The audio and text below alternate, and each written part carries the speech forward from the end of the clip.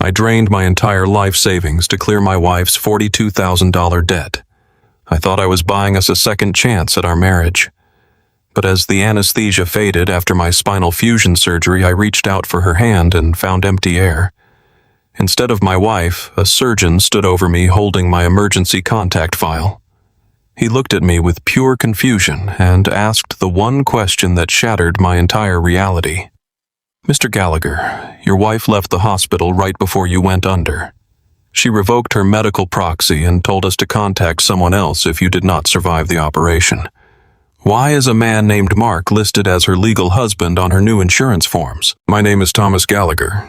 I am 42 years old, and until a few days ago, I believed I was living a decent, honorable American life. I worked as a logistics fleet manager at a massive freight yard on the outskirts of the city. It was not a glamorous job. My days started at 4 in the morning in the freezing cold, coordinating 18-wheelers, dealing with broken diesel engines, and managing shipping schedules that never stopped. I spent 15 years walking on hard concrete, climbing up and down from truck cabs, and carrying the weight of a chaotic industry on my shoulders. Over time, that weight literally broke my back. My spine degenerated, the discs compressed, and the pain became a constant burning shadow that followed me everywhere. But I took the pills, wore a rigid back brace under my uniform, and kept working. I did it because I believed that is what a man does. You work through the pain to provide for your family. You sacrifice your own comfort so your wife can pursue her dreams. My wife Rebecca was 38 and had dreams that always seemed just out of reach. She wanted to be a high-end interior designer. She wanted the lifestyle, the social circles, the magazine covers. I funded her startup business, paying for the office space, the marketing, the inventory. I never complained when she spent weekends at networking retreats or when her business brought in zero profit for 3 straight years. I loved her. We had been married for 10 years, and I thought my loyalty was a deposit in a bank of mutual trust. Just 48 hours before my surgery, that trust was put to the ultimate test. Rebecca sat me down at our kitchen table, sobbing uncontrollably. She confessed that her business had failed spectacularly. She had taken out hidden credit cards and racked up $42,000 in debt. The creditors were threatening to sue her. She looked at me with tears streaming down her face, her hands shaking, and told me she was terrified. She said she felt like a failure and that her debt was going to destroy our lives. I did not yell. I did not berate her. I held her hands and told her we would fix it together. The next morning, I logged into my retirement account. I liquidated my entire 401k. I took the massive tax hit and the early withdrawal penalties without a second thought. I wired the $42,000 directly to the account she gave me to clear the debt. I wiped out my future to save hers. She kissed my cheek, called me her hero, and promised that after my spinal surgery we would start over. We would rebuild our marriage and our finances. I went to the hospital believing my sacrifice had secured my family. Then I woke up. Coming out of anesthesia after a multi-level spinal fusion is a waking nightmare. It feels like someone has poured liquid lead down your back and set it on fire. The room was spinning, bathed in harsh fluorescent light. The relentless beeping of the heart monitor echoed in my skull. I could not feel my legs at first. Panic flared in my chest. I tried to turn my head, searching the room for the one person who promised to be there holding my hand when I woke up. Rebecca was nowhere to be seen. The vinyl chair in the corner of the recovery room was empty. Her coat was gone. Her purse was gone. The room felt unnervingly silent beneath the hum of the medical machines. A nurse walked in. Her name tag read Sarah. She did not have the warm, reassuring smile they usually give to patients waking up from major operations. She avoided eye contact entirely, busying herself with checking my IV drip and adjusting the blood pressure cuff on my arm. Her movements were tense, uncomfortable. "Where is my wife?" My voice was a raspy whisper, my throat raw from the breathing tube they had used during surgery. Sarah paused, her hands lingering on the plastic IV tubing. "Let me get Dr. Evans," she said quietly, her eyes darting away from mine. "He wants to speak with you now that you are awake." Before I could ask another question, she slipped out the door. The dread settling in my stomach was colder than the IV fluid running into my veins. Something was terribly wrong. You do not survive major spinal surgery and wake up to evasive nurses unless something has gone off the rails. A minute later, Dr. Evans walked into the room. He was a seasoned orthopedic surgeon, a man who usually projected absolute confidence. But right now he looked deeply troubled. He held a thick clipboard against his chest and stood at the foot of my bed. "Mr. Gallagher," he started, keeping his voice carefully neutral. "Your surgery was a medical success. We fused the lumbar vertebrae and relieved the pressure on your sciatic nerve. You are going to have a long road to recovery, but structurally everything went as planned." I nodded slowly, waiting for the other shoe to drop. "Where is Rebecca?" Dr. Evans looked down at the clipboard, then back up at me. "Mr. Gallagher, I need to ask you a few administrative questions. Just before you went into the operating room, your wife approached the front billing desk. She submitted a new insurance declaration and signed a legal form formally revoking her status as your medical healthcare proxy." The words did not make sense. My brain, still foggy from the narcotics, struggled to process the sentence. Revoked her proxy. What does that mean? It means she legally removed herself as the person responsible for making medical decisions for you if you were incapacitated, Dr. Evans explained slowly. She surrendered her right to receive any medical updates about your condition. Furthermore, she instructed the nursing staff that if you did not survive the operation or if there were severe complications, we were to contact a completely different individual. I stared at him, the physical pain in my back suddenly vanishing under the crushing weight of his words. She left. She left while I was being cut open. Dr. Evans sighed a heavy, tired sound. Yes. She left the premises immediately after submitting the paperwork. But that is not why I am bringing this up directly, Mr. Gallagher. I am bringing this up because of the new insurance forms she left behind. They flagged an inconsistency in our system. He stepped closer to the bed and read directly from the paper. She updated her primary contact and beneficiary information. She listed a new primary address, and under marital status she checked married, but she listed the spouse name as Mark Lawson. Dr. Evans lowered the clipboard. Mr. Gallagher, why is a man named Mark listed as her legal husband on her hospital forms? The room seemed to tilt. The steady beeping of the heart monitor suddenly spiked, growing faster and louder as my heart slammed against my ribs. Mark Lawson. I did not know anyone named Mark Lawson. I had never heard that name in my entire life. I do not know I choked out fighting the sudden wave of nausea. I do not know who Mark is. I am her husband. We have been married for 10 years. I just paid off her debts. I just gave her everything. Dr. Evans offered a look of profound pity. It is the kind of look you give a dog that has been hit by a car. I am very sorry to bring this to you right after surgery, Thomas, but the hospital legal department requires us to clarify proxy situations when there is conflicting documentation on file. We needed to know who to call if you crashed. Call her, I demanded, my voice cracking. Hand me my phone. The nurse had re-entered the room and silently handed me my cell phone from the plastic belongings bag. My hands were shaking so violently I could barely unlock the screen. I dialed Rebecca's number. It rang once and then immediately went to a generic automated voicemail. I dialed again. Same result. She had not just turned off her phone. She had blocked my number. The woman I had sworn my life to, the woman whose financial ruin I had just erased with my life savings, had blocked me while I was under the knife. Breathing became difficult. The panic was a physical entity in the room, wrapping its hands around my throat. I needed answers. I needed to know this was some kind of insane clerical error, a misunderstanding, a nightmare induced by the anesthesia. I scrolled to my contacts and found Susan, my mother-in-law.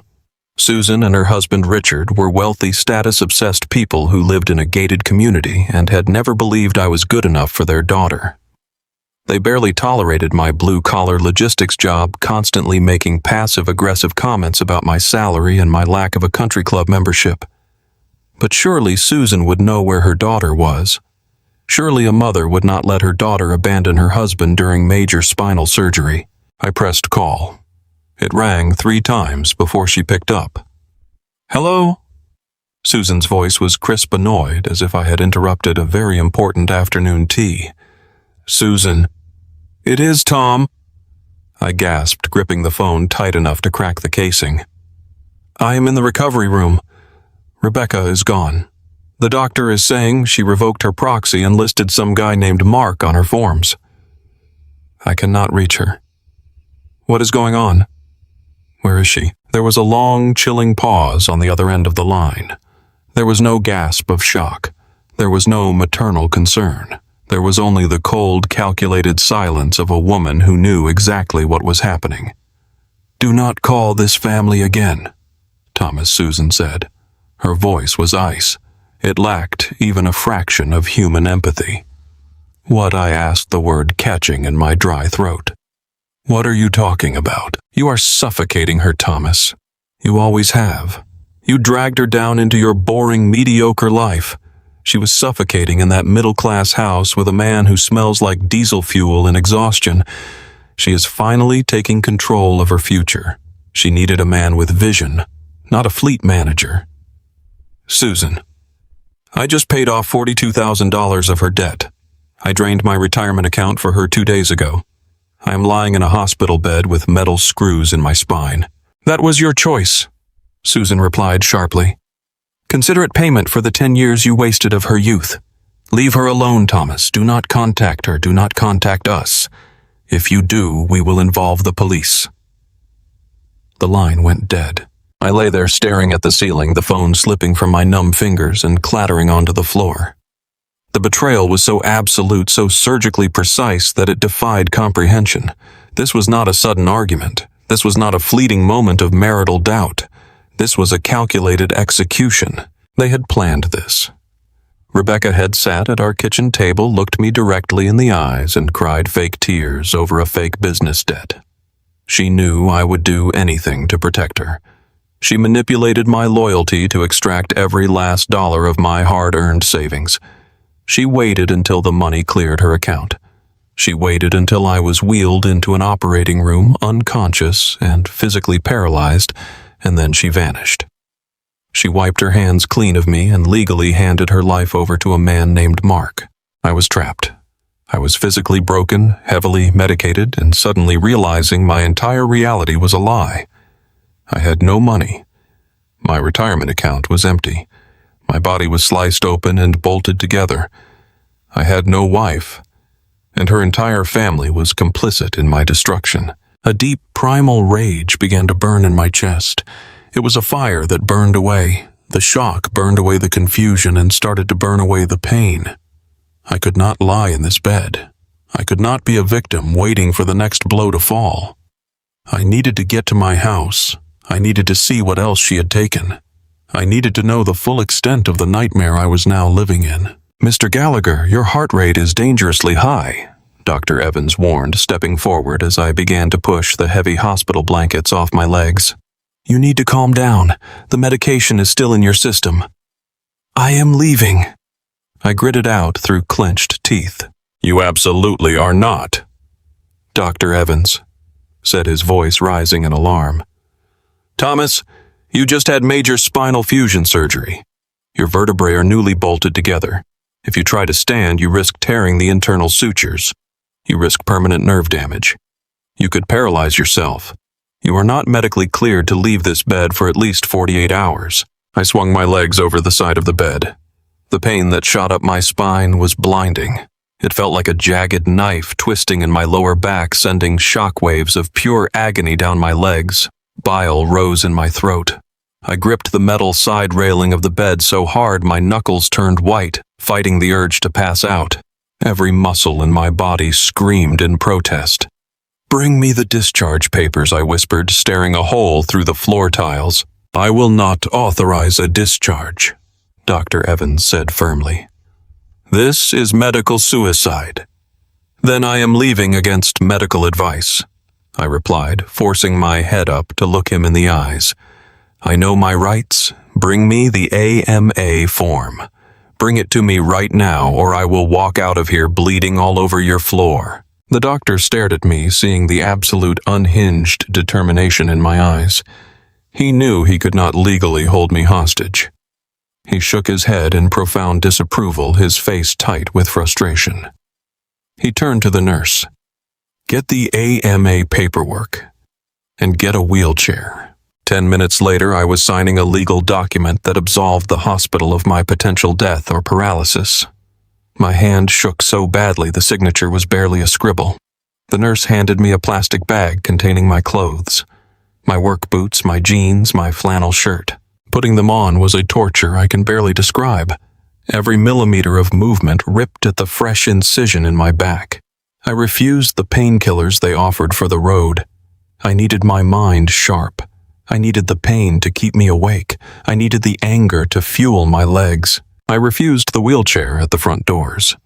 I leaned heavily on the glass automatic doors as they slid open, the biting chill of the autumn air hitting my face. I hailed a taxi waiting at the hospital curb. The driver looked at me like I was a ghost. My face pale sweat pouring down my forehead, my body hunched over in unnatural stiffness. "Where to, buddy?" the driver asked, looking concerned in the rearview mirror. I gave him my home address. It was a 30-minute drive. I sat in the back of that cab, staring out the window at the passing city, feeling like a dead man who had just crawled out of his own grave. I was going back to the home I had bled to pay for. I was going back to find the truth, no matter how much it destroyed me. I just did not know yet that the true depth of her betrayal was waiting for me right on the kitchen counter. The taxi ride from the hospital to our suburban neighborhood was a blur of agonizing bumps and sharp turns. Every time the tires hit a pothole, my freshly fused spine screamed in protest. I gripped the plastic handle on the door with white knuckles, breathing in shallow gasps.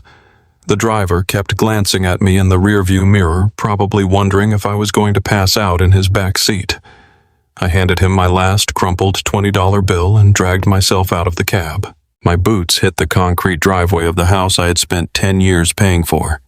It was a modest split-level home with a neat front lawn and a porch where I used to sit after long shifts at the freight yard. Looking at it now, everything seemed perfectly normal from the outside. The autumn leaves were raked, the gutters were clean, and the front door was painted the soft blue Rebecca had chosen 3 years ago. I limped up the walkway, leaning heavily on the wooden railing to take the weight off my lower back. I fumbled for my keys, trying to quiet the roaring in my ears. A part of my mind was still desperately trying to rationalize the situation. Maybe the hospital made a mistake. Maybe Rebecca had just panicked and needed space. I unlocked the door and pushed it open. The first thing that hit me was the echo. Houses with furniture in them absorb sound, but this house was dead silent. I stepped into the foyer and the breath was knocked completely out of my lungs. The living room was completely gutted. The leather sofa I bought with my end-of-year bonus was gone. The television, the oak coffee table, the bookshelves, all of it vanished. I dragged my feet across the hardwood floor, staring at the dust outlines where our life used to be. Even the family photos had been stripped from the walls, leaving behind rows of bare metal nails protruding from the drywall. The silence was deafening. It was not a rushed packing job. This was a methodical, professional extraction. She had hired movers to clean out our entire existence while I was lying unconscious on an operating table with surgeons drilling titanium screws into my vertebrae. My legs began to tremble uncontrollably. The pain medication was wearing off fast, and the sheer physical effort of standing was making my vision swim with dark spots. I stumbled into the kitchen, desperate to sit down before my legs gave out completely. The kitchen was just as barren. The dining table where she had cried those fake tears about her business debt was gone. The chairs were gone. The only object left in the entire room was a single cheap metal folding chair, sitting squarely in the middle of the linoleum floor. Resting on the counter directly next to the folding chair was a thick stack of manila folders. I collapsed into the metal chair, my spine flaring with a hot, jagged pain that made me bite my lip until I tasted blood. I sat there in the empty kitchen, a 42-year-old man wearing yesterday's flannel shirt, physically mutilated and staring at the ruins of his marriage. I reached out with trembling hands and pulled the manila folders toward me. They were legal documents. The thick, heavy kind printed on premium paper. The top page was a formal divorce petition filed in the county court.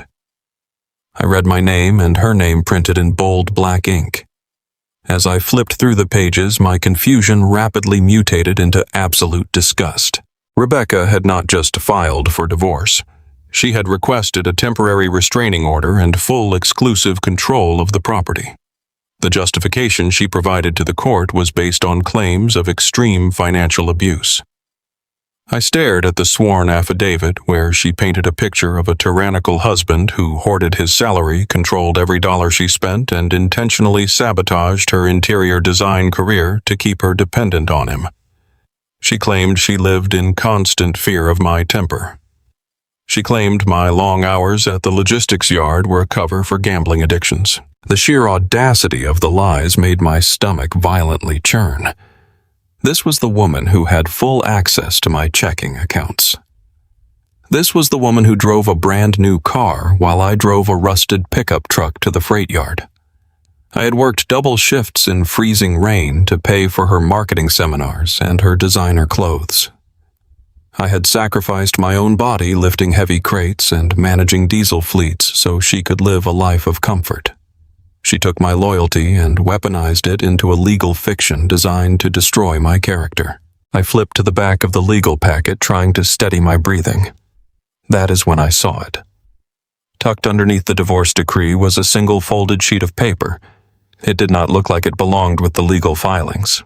It looked like something that had been mixed up in her frantic rush to abandon the house. It was a commercial bank statement printed just 4 days ago. I unfolded the paper and scanned the transactions. It was a receipt for a massive wire transfer. My eyes locked onto the amount. $42,000. The exact amount of money I had pulled from my retirement fund.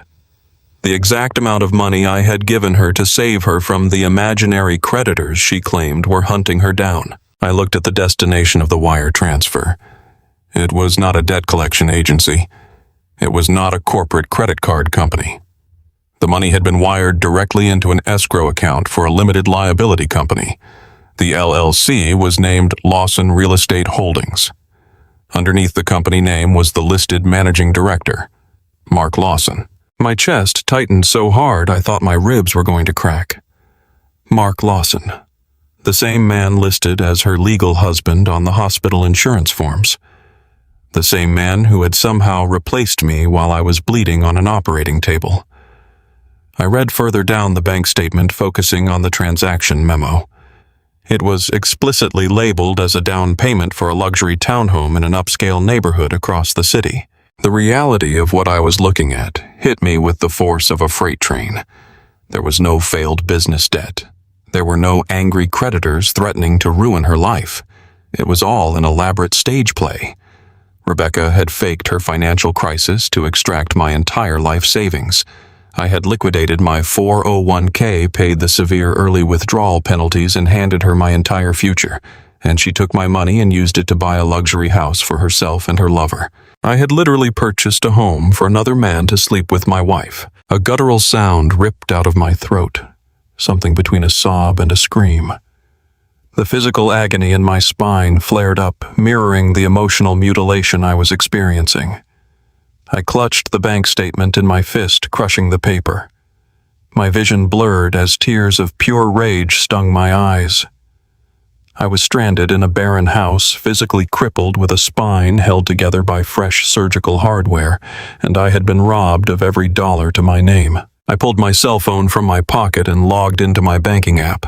I needed to see if anything was left. I watched the loading circles spin on the screen, my heart hammering against my chest. The dashboard appeared and confirmed my worst fears. My checking account was overdrawn. My savings account was entirely empty. I clicked over to the credit card tab. Every single card in my name was maxed out to the absolute limit. She had taken cash advances. She had bought expensive furniture. She had funded her entire escape using my credit. I dropped the phone on the kitchen counter and buried my face in my hands. I was 42 years old. I had worked honestly and tirelessly my entire adult life. I had followed all the rules of a good American marriage. I provided, I protected, I sacrificed. And my reward was sitting alone on a metal folding chair in an empty room with a destroyed body and a negative net worth. I tried to figure out a plan. I needed to hire a lawyer to fight these fabricated abuse claims. I needed money to buy food. I needed money to pay for the physical therapy I would require just to walk properly again. But I had nothing. I could not even go back to the freight yard to pick up extra shifts. My surgeon had explicitly forbidden me from lifting anything heavier than a gallon of milk for the next 3 months.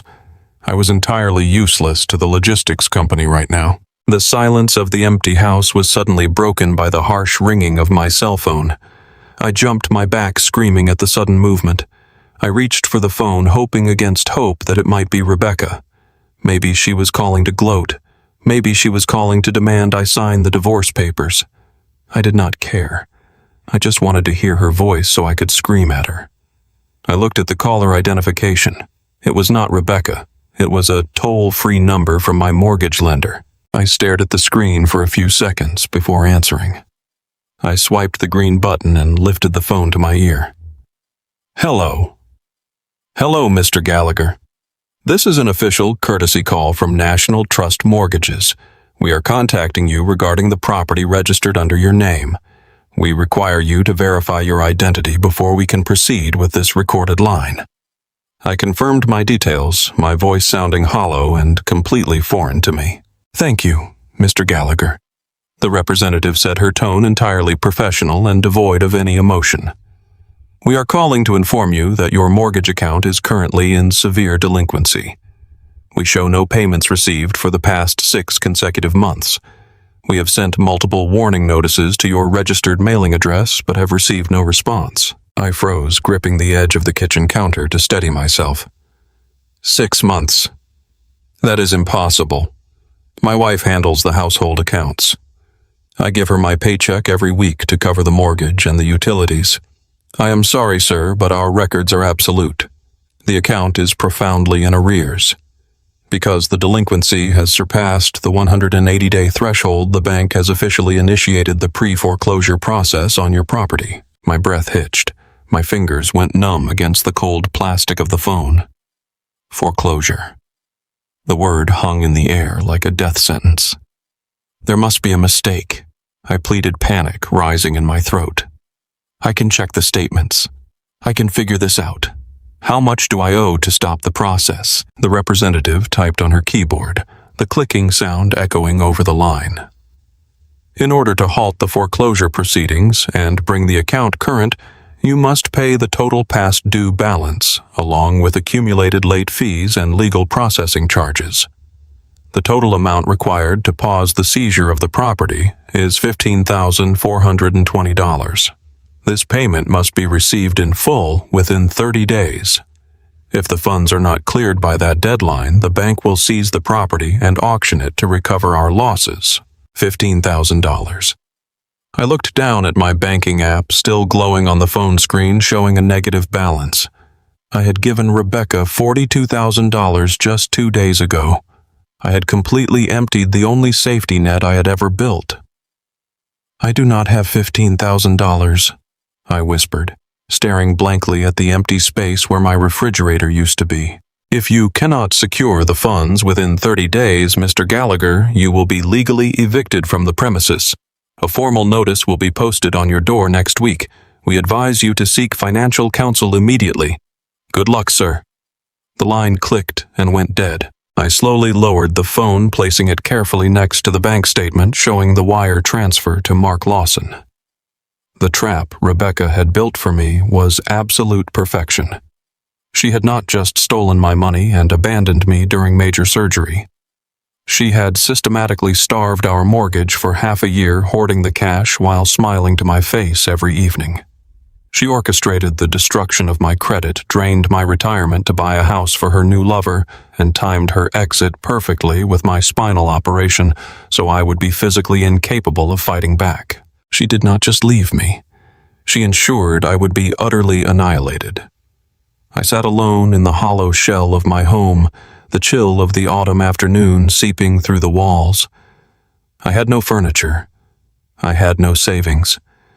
I had a spine held together by fresh metal screws, and in exactly 30 days I would not even have a roof over my head. I was entirely, completely ruined. Survival has a specific taste. It tastes like stale instant coffee and metallic blood from biting your own cheek to stop from screaming. 3 days after I walked out of my empty house, I was back on the concrete of the logistics yard.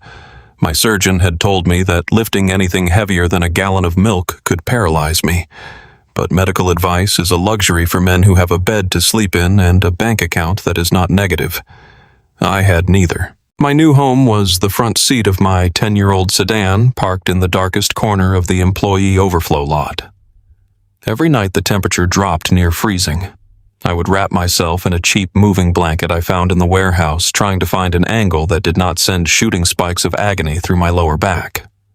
The rigid plastic medical brace I wore tightly strapped around my torso felt like a medieval torture device.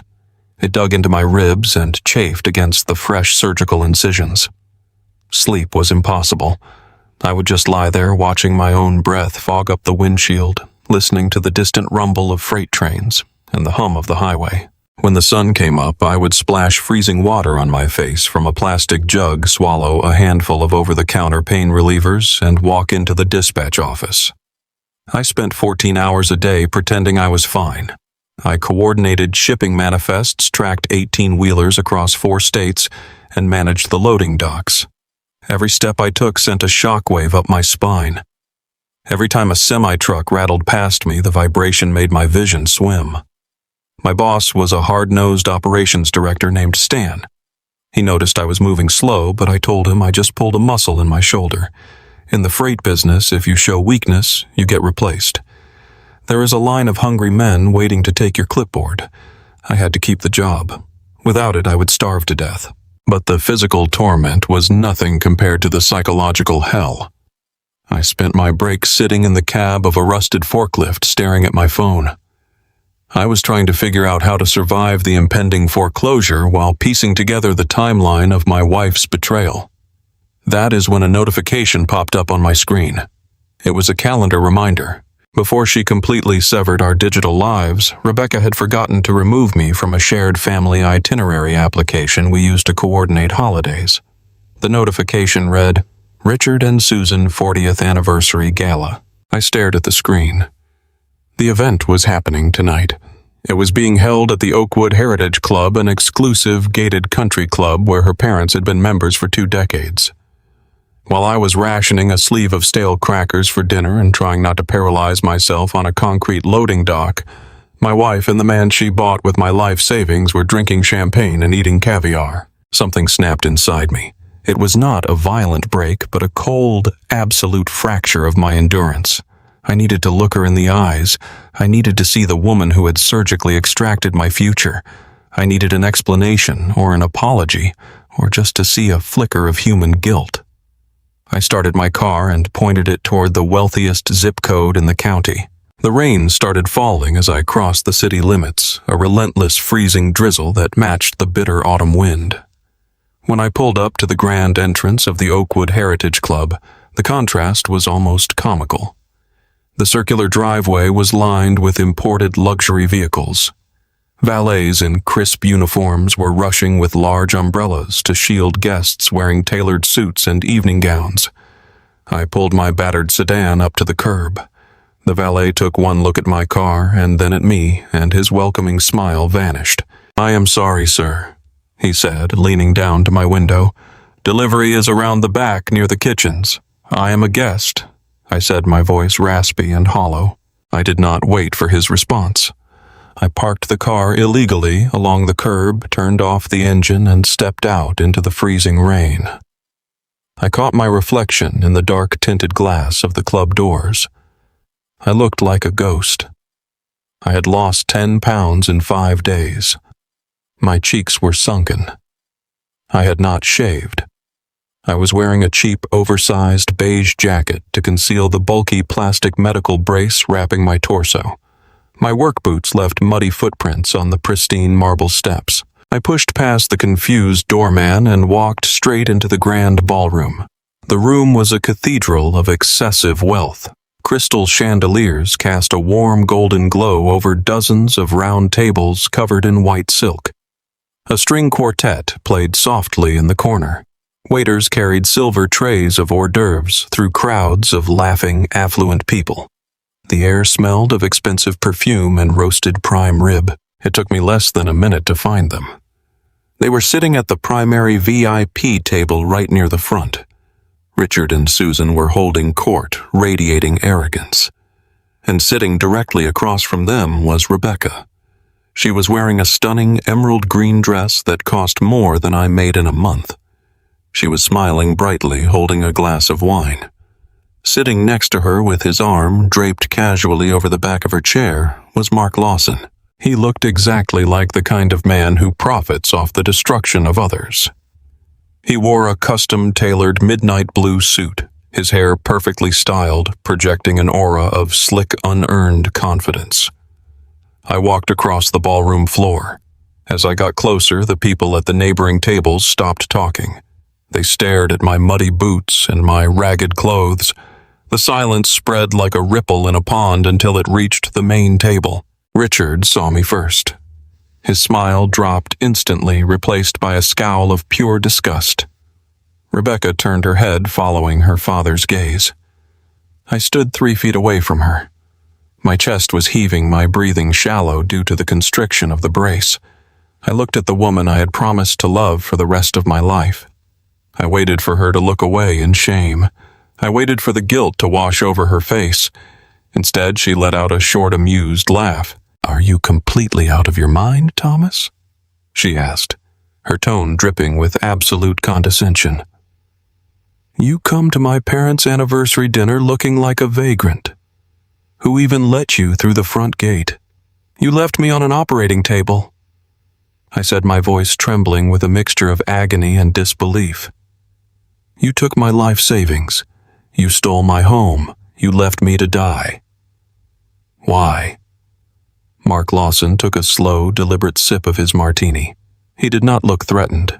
He looked entertained. Richard stood up from his chair, buttoning his suit jacket. He looked down his nose at me with the kind of contempt usually reserved for a stray dog. "Let us get one thing absolutely clear, Thomas," he said, his voice carrying perfectly across the silent room. "You were never an equal in this family. You were a utility. You were a stepping stone.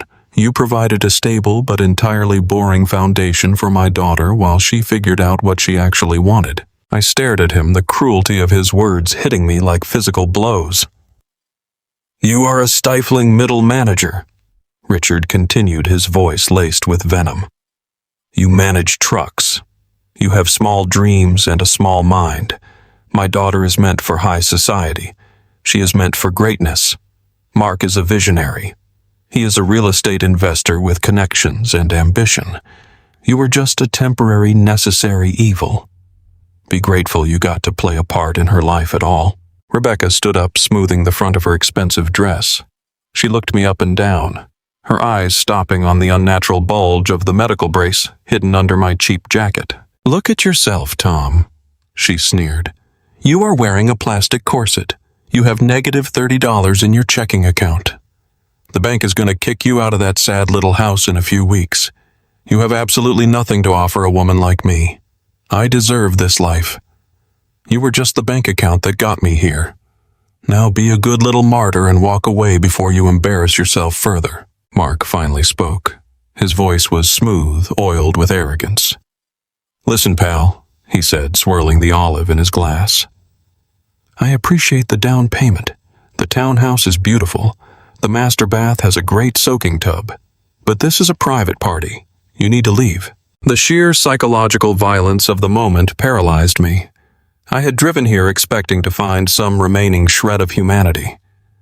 Instead, I found a family of predators who viewed my destruction as an acceptable business transaction. They did not just steal my money, they felt entitled to it. They viewed my poverty and my physical pain as proof of my inferiority. security guards approach, I did not even hear them coming. Two massive men in dark suits grabbed my arms. "Sir, you are trespassing," one of them said, gripping my bicep. The moment they pulled my arms backward, the pressure on my spine multiplied by 10. A blinding, white-hot flash of pain erupted from my lower vertebrae. I gasped, my knees buckling instantly. The guards did not care. They hauled me backward, dragging my boots across the polished hardwood floor. "Do not touch him," Rebecca called out, her voice mocking and theatrical. "He is very fragile. He might break." The surrounding tables erupted into soft, polite laughter. The high society elite were chuckling at my physical agony. Richard raised his glass in a silent, sarcastic toast as I was dragged out of the double doors. The security guards shoved me out the front entrance of the club. I stumbled down the marble steps, losing my footing and crashing hard onto the wet asphalt of the driveway. The impact sent a shockwave of torment through my freshly fused bones that made me cry out in the dark. The freezing rain soaked instantly through my cheap jacket, chilling me to the core. "Do not come back here, man," the valet muttered, looking away as I struggled to push myself up from the pavement. I crawled toward my battered car, pulling myself up using the door handle. I unlocked the door and collapsed into the driver's seat, shivering uncontrollably. The rain hammered against the roof of the car, sounding like a million tiny drums. My body was broken. My dignity had been publicly slaughtered. I had nothing left to lose. Then my cell phone vibrated in my pocket. I pulled it out, my hands trembling from the cold and the adrenaline. It was Stan, my boss, from the logistics yard. It was 9 o'clock at night. Stan never called this late unless there was a disaster. I cleared my throat, trying to sound normal. "Hello, Stan. Tom. I am going to keep this brief." His voice was gruff, devoid of its usual friendly gruffness. "We ran the weekly performance metrics this afternoon. Your loading dock times are down 30%. 2 freight shipments missed their departure windows today because you were moving like molasses on the floor." "Stan, I can fix it," I pleaded, desperation clawing at my throat. "I just need to adjust the schedule. I am pushing through." "Stop lying to me, Tom," Stan interrupted. "The yard supervisor saw you wincing every time you lifted a clipboard. You are wearing some kind of medical brace under your shirt. You had a major spinal operation, and you lied on your medical clearance forms to get back on the clock. Stan, please, I cannot lose this job. I will do dispatch. I will sit at the desk. Just do not fire me. You are a massive liability, Tom. If you snap your back on company property, our insurance premiums will skyrocket and the Occupational Safety Board will shut us down. I am not firing you, but I cannot let you on the yard.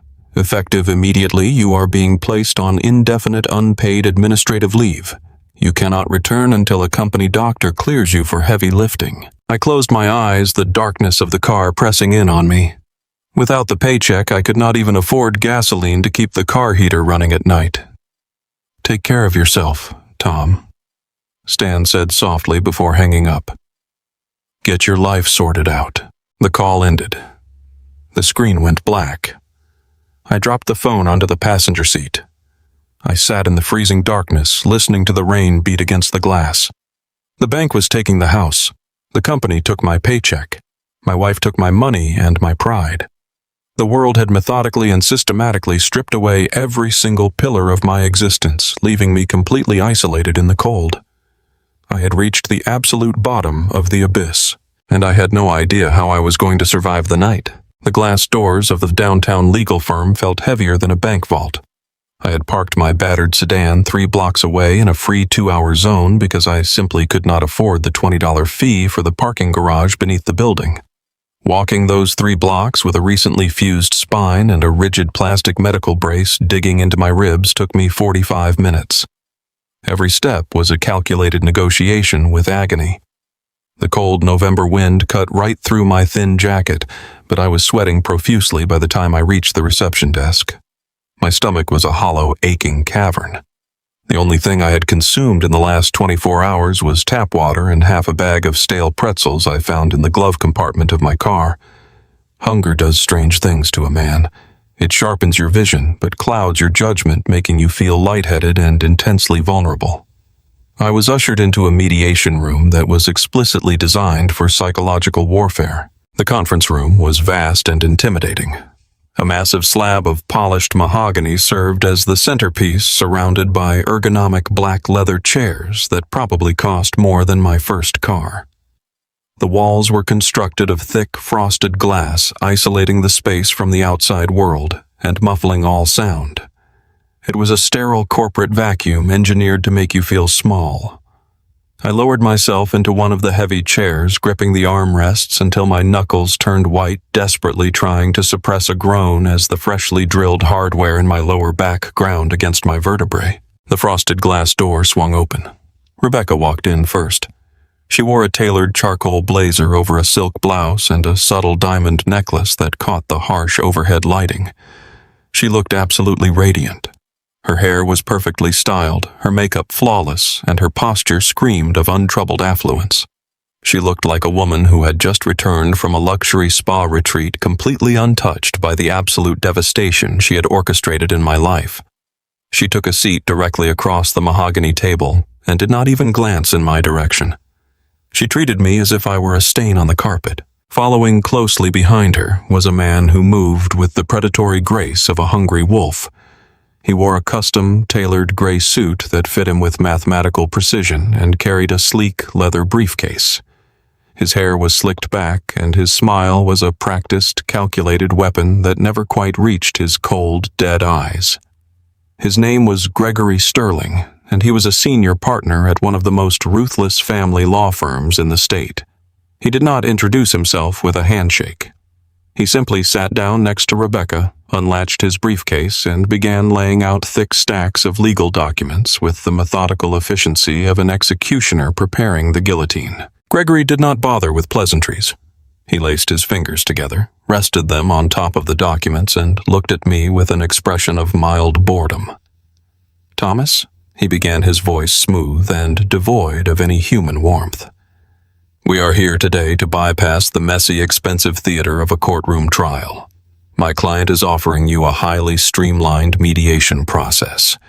If you cooperate, we can have this entire dissolution finalized quickly. If you choose to be difficult, I can assure you the legal machinery will grind you down until there is absolutely nothing left but bone." I stared at him. My jaw clenched so tight my teeth ached. "What is there left to grind down?" I asked, my voice sounding raspy and weak. "She already took my life savings. She took $42,000 to buy a house for her lover." Gregory smiled, a thin, terrifying curve of his lips. "That brings us to our first point of clarification, Thomas. You did not give my client anything. You liquidated a retirement account that was accumulated during the course of the marriage. Legally speaking, those were marital funds.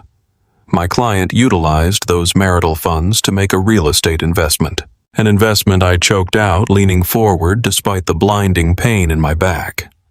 She wired the money to a shell company owned by a man named Mark Lawson. She lied about credit card debt to steal my retirement. That is not an investment. That is fraud." Gregory casually flipped open the first file.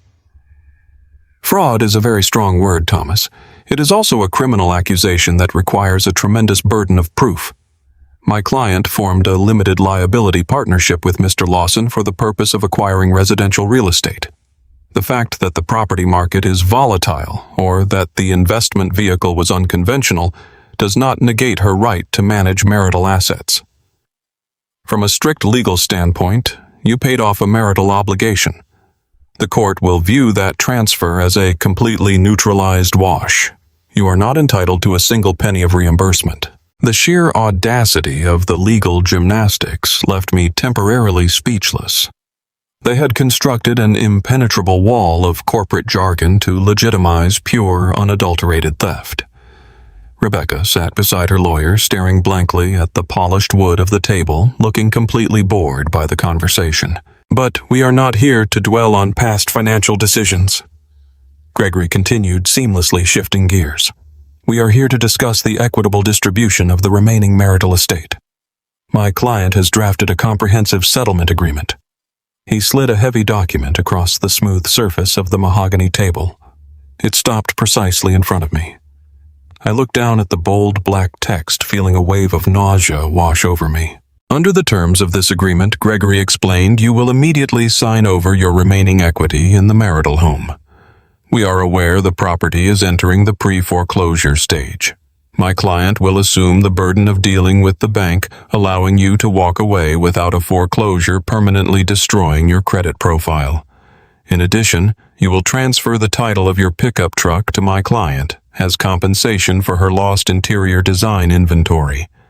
Finally, you will agree to sign a qualified domestic relations order granting her exactly 50% of your future pension from the logistics company. I looked up from the paper, my vision swimming. You are out of your mind, I whispered. I am not signing over my truck. It is the only way I can get around.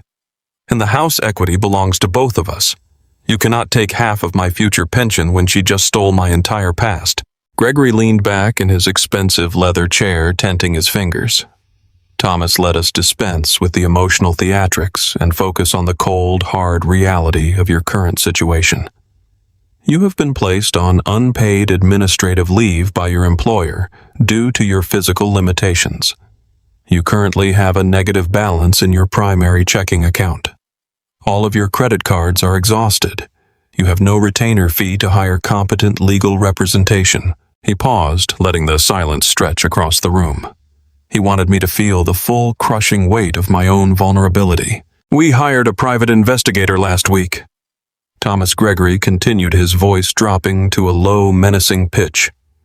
We know you are currently sleeping in the front seat of a 10-year-old sedan parked behind a commercial strip mall. We know you are showering at a public community center. You do not have the resources to survive a protracted legal battle. If you refuse to sign this agreement today, I will personally file endless motions discovery requests and depositions that will force you into court every single week for the next 3 years. I will drown you in legal paperwork until you are utterly bankrupt, physically ruined, and begging for this exact same deal. You are a homeless, crippled man trying to fight a heavily funded legal machine. You cannot win. The words hit me like physical blows to the stomach. They knew everything. They had weaponized my poverty. They were actively using my starvation and my physical agony as leverage to strip away the absolute last fragments of my dignity. Rebecca finally lifted her head and looked me directly in the eyes. Her gaze was completely devoid of any history or affection. It was the look you give an insect before you step on it. Sign the papers, Tom, she said, her voice flat and cold. Just sign them and let me move on with my life. You are dragging this out for no reason. You know you cannot afford to fight me. I looked down at the pen resting on top of the settlement agreement.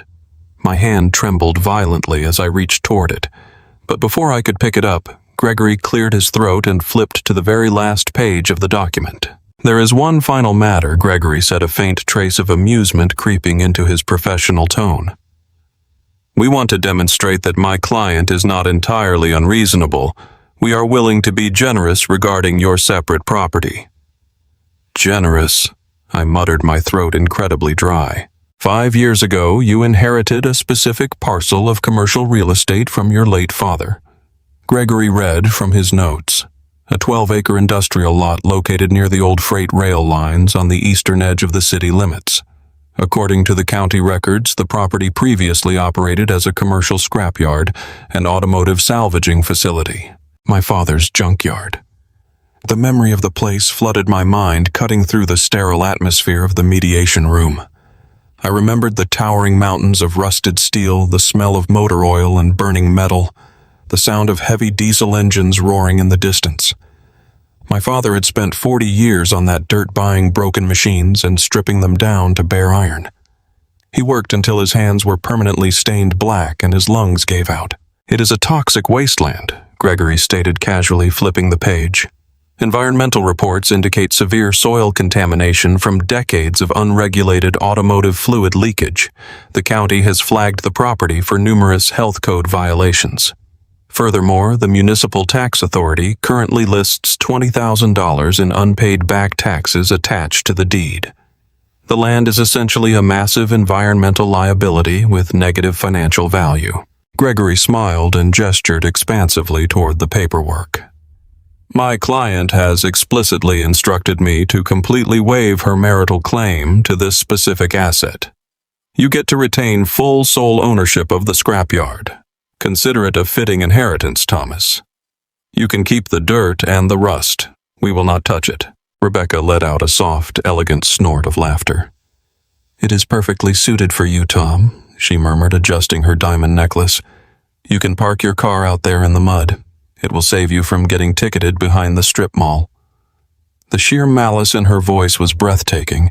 She was not just taking my money, she was actively mocking the legacy of a man who had worked himself into an early grave. She viewed my father's life work as a pathetic joke. She viewed me as a pathetic joke. I stared at the pristine white paper of the settlement agreement.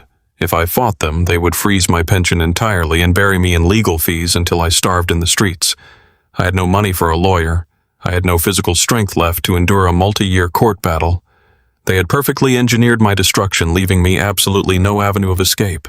I was cornered, trapped, and beaten. I picked up the heavy metal pen. My fingers felt numb, disconnected from my brain. I flipped to the signature line on the property transfer deed. I signed away the equity in the home I had paid for. I flipped the page and signed away the title to my truck. I flipped to the domestic relations order and signed away half of the retirement pension I had bled for on the logistics yard. With every stroke of the pen, I felt a piece of my identity being carved out of my chest. The humiliation was absolute. I was legally verifying my own defeat. Excellent, Gregory said smoothly, snatching the documents off the table the exact second my pen lifted from the final page. He quickly checked the signatures, tapped the edges of the paper on the mahogany table to align them, and slid them back into his leather briefcase. The efficiency of the movement was sickening. The transaction was complete. The carcass had been fully stripped. Rebecca stood up, smoothing her tailored blazer. She did not say thank you. She did not say goodbye. She turned on her heel and walked toward the frosted glass doors, the clicking of her expensive heels echoing loudly in the silent room. Gregory snapped his briefcase shut, gave me one final condescending nod, and followed his client out the door. The heavy door clicked shut behind them. I was entirely alone in the massive corporate conference room. I sat perfectly still, listening to my own shallow breathing. The physical pain in my spine throbbed with a relentless, burning rhythm, but I barely registered it anymore. The emotional numbness was profound. I had walked into this room as a man with a shattered life, and I was walking out as a ghost. I had signed away my past, my present, and a massive portion of my future to a woman who viewed my suffering as a mild inconvenience. I looked down at the single sheet of paper they had left behind for my personal records. It was the quitclaim deed relinquishing Rebecca's interest in the 12-acre industrial property. My copy of the generous concession. I reached out and pulled the deed toward me. The paper felt heavy in my hands. It was the only tangible thing I had left in the entire world. 12 acres of heavily polluted dirt surrounded by rusted chain-link fences, burdened with a massive tax debt and tucked away in the forgotten industrial shadow of the city. To Rebecca and her high-priced lawyer, it was a toxic liability. It was a cruel joke meant to highlight my absolute failure. I stared at the legal description of the property lines, running my calloused thumb over the ink. A deeply buried memory suddenly surfaced, cutting through the thick fog of my despair. I remembered standing on that exact patch of dirt 20 years ago. I was a young man complaining about the smell of the grease and the ugliness of the twisted metal surrounding us. My father had been wiping his black-stained hands on a red shop rag. He had stopped working, looked out over the massive piles of salvaged iron, and then looked directly into my eyes. His voice echoed in the silence of the corporate boardroom, clear and resonant.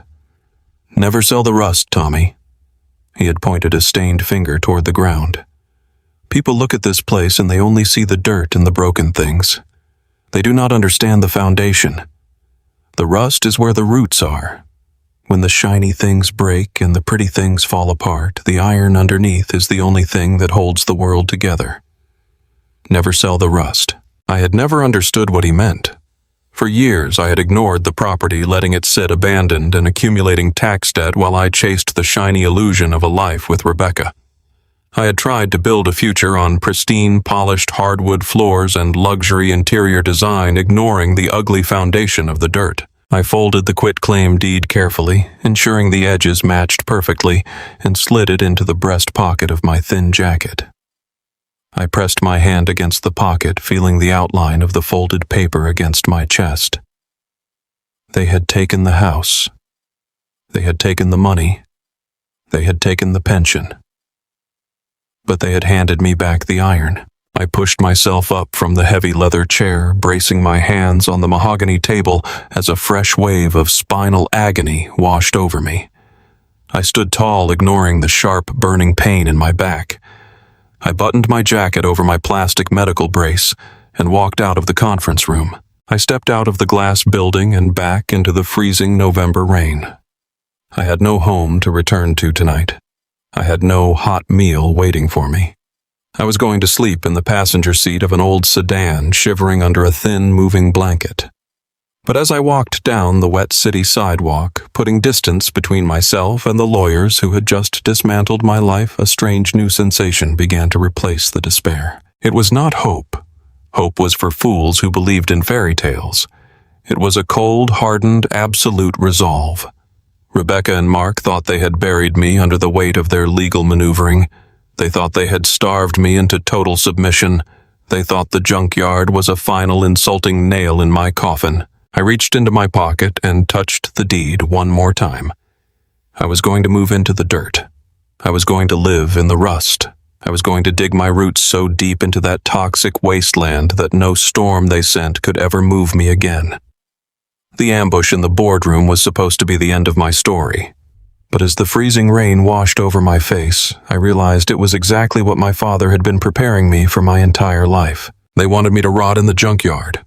I was going to show them exactly what happens when you leave a man with nothing but iron. I drove away from the towering glass buildings of the legal district and pointed my battered sedan toward the forgotten edge of the city. The rain had turned into a thick, freezing sleet that coated my windshield in a layer of ice. The heater in my car was barely functioning, rattling weakly as I navigated through the industrial district. This was a part of town where the city stopped pretending to care.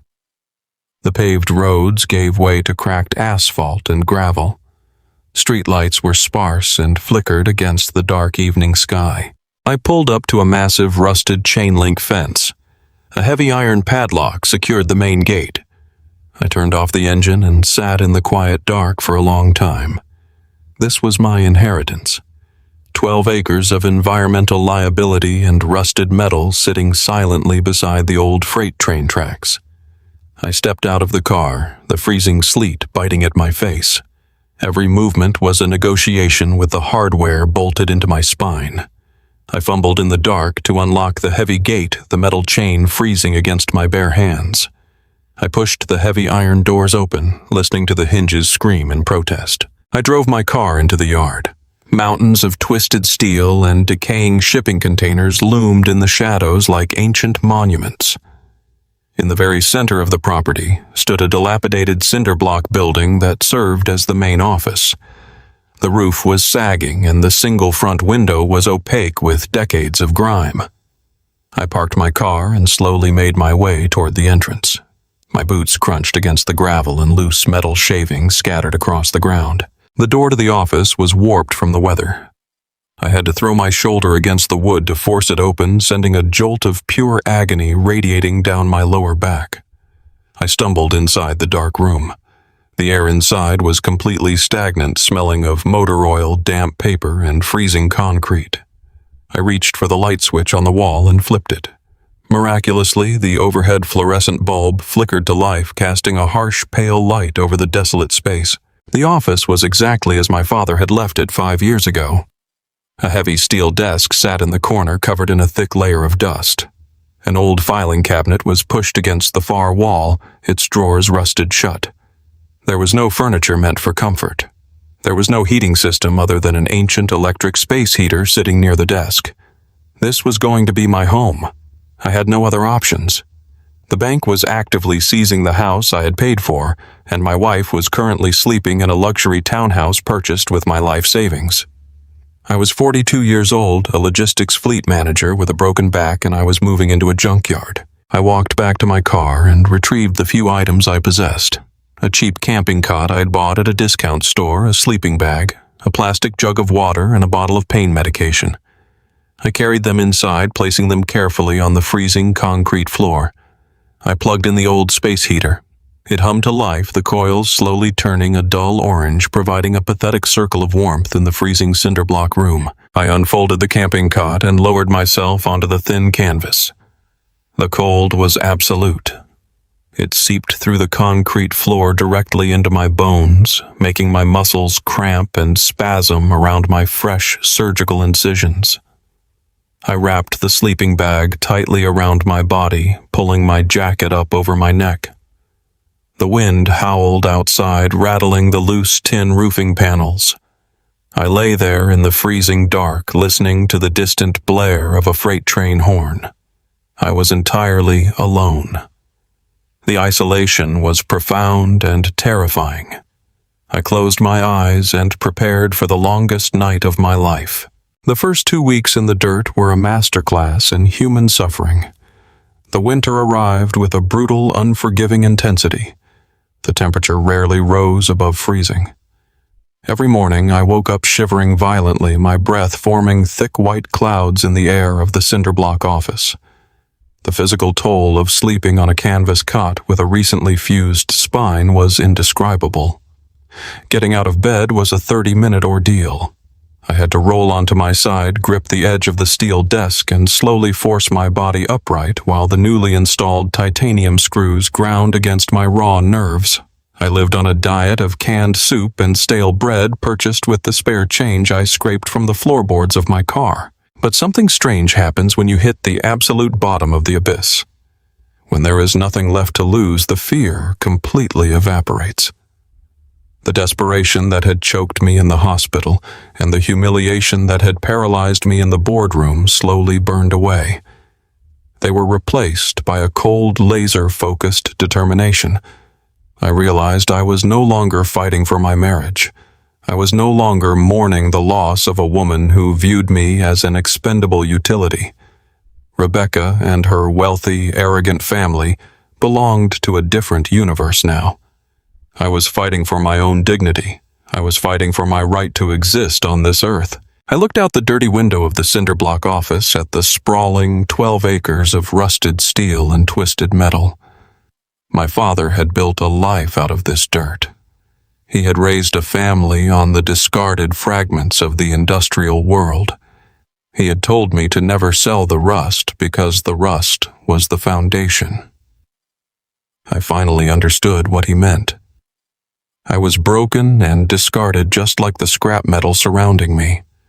But metal can be melted down and reforged. It can be made stronger.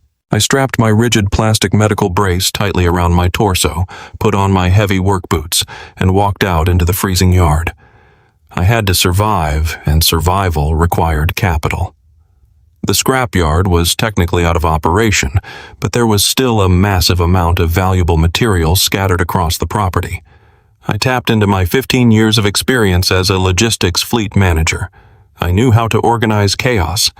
I knew how to sort, classify, and transport heavy materials with maximum efficiency. I started with the smallest items. I could not lift anything heavy without risking permanent spinal paralysis, so I had to be smart. I found an old rusted wheelbarrow behind a shipping container and oiled the axle until it moved smoothly. I walked the perimeter of the yard, picking up discarded copper wire, aluminum brackets, and brass fittings.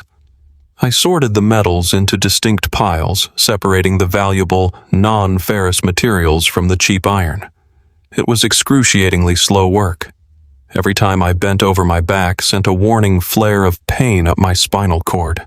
I had to take frequent breaks, sitting on overturned buckets, gasping for breath in the freezing wind. But the physical labor was a deeply necessary distraction. It kept my mind focused on the immediate present, preventing me from spiraling into dark thoughts about the home I had lost. By the end of the first week, I had accumulated a respectable pile of high-grade copper and clean aluminum. I loaded the sorted materials into the trunk of my car and drove to a commercial recycling facility on the other side of the industrial district. The clerk at the weigh station looked at my gaunt face and my dirty clothes, but he did not ask questions. He handed me a wad of cash totaling $140. That small stack of bills felt heavier than any corporate paycheck I had ever received. It was pure, unadulterated survival money.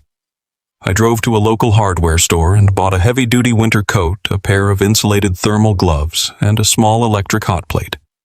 I drove to the grocery store and bought real food rice beans and fresh water. I paid the minimal electricity bill for the cinder block office, ensuring the power company would not cut off my single space heater. I was sustaining my own life piece by piece, pound by pound. The daily grind became my new religion. I woke up before dawn, wrapped myself in my heavy coat, and walked out into the dark yard. I methodically mapped the 12 acres, charting the exact locations of the old shipping containers, the crushed vehicles, and the massive piles of industrial steel. I organized the yard, creating clear logistical pathways through the debris. I was building a system, a highly efficient operation to extract every single dollar of value from the abandoned dirt. The harsh winter weather battered my body. My hands became heavily calloused and permanently stained with dark grease. My face grew lean and weathered from the relentless wind. The physical pain in my back never fully disappeared, but it transformed into a dull, familiar ache, a constant reminder of the hardware keeping me upright. I had completely severed myself from the outside world. I did not watch television. I did not read the news.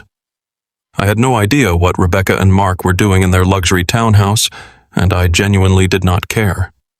I was a man living in a fortress of rusted iron and silent concrete. The scrapyard became my entire universe. It was a harsh, unforgiving environment, but it was fundamentally honest. The steel did not lie to me.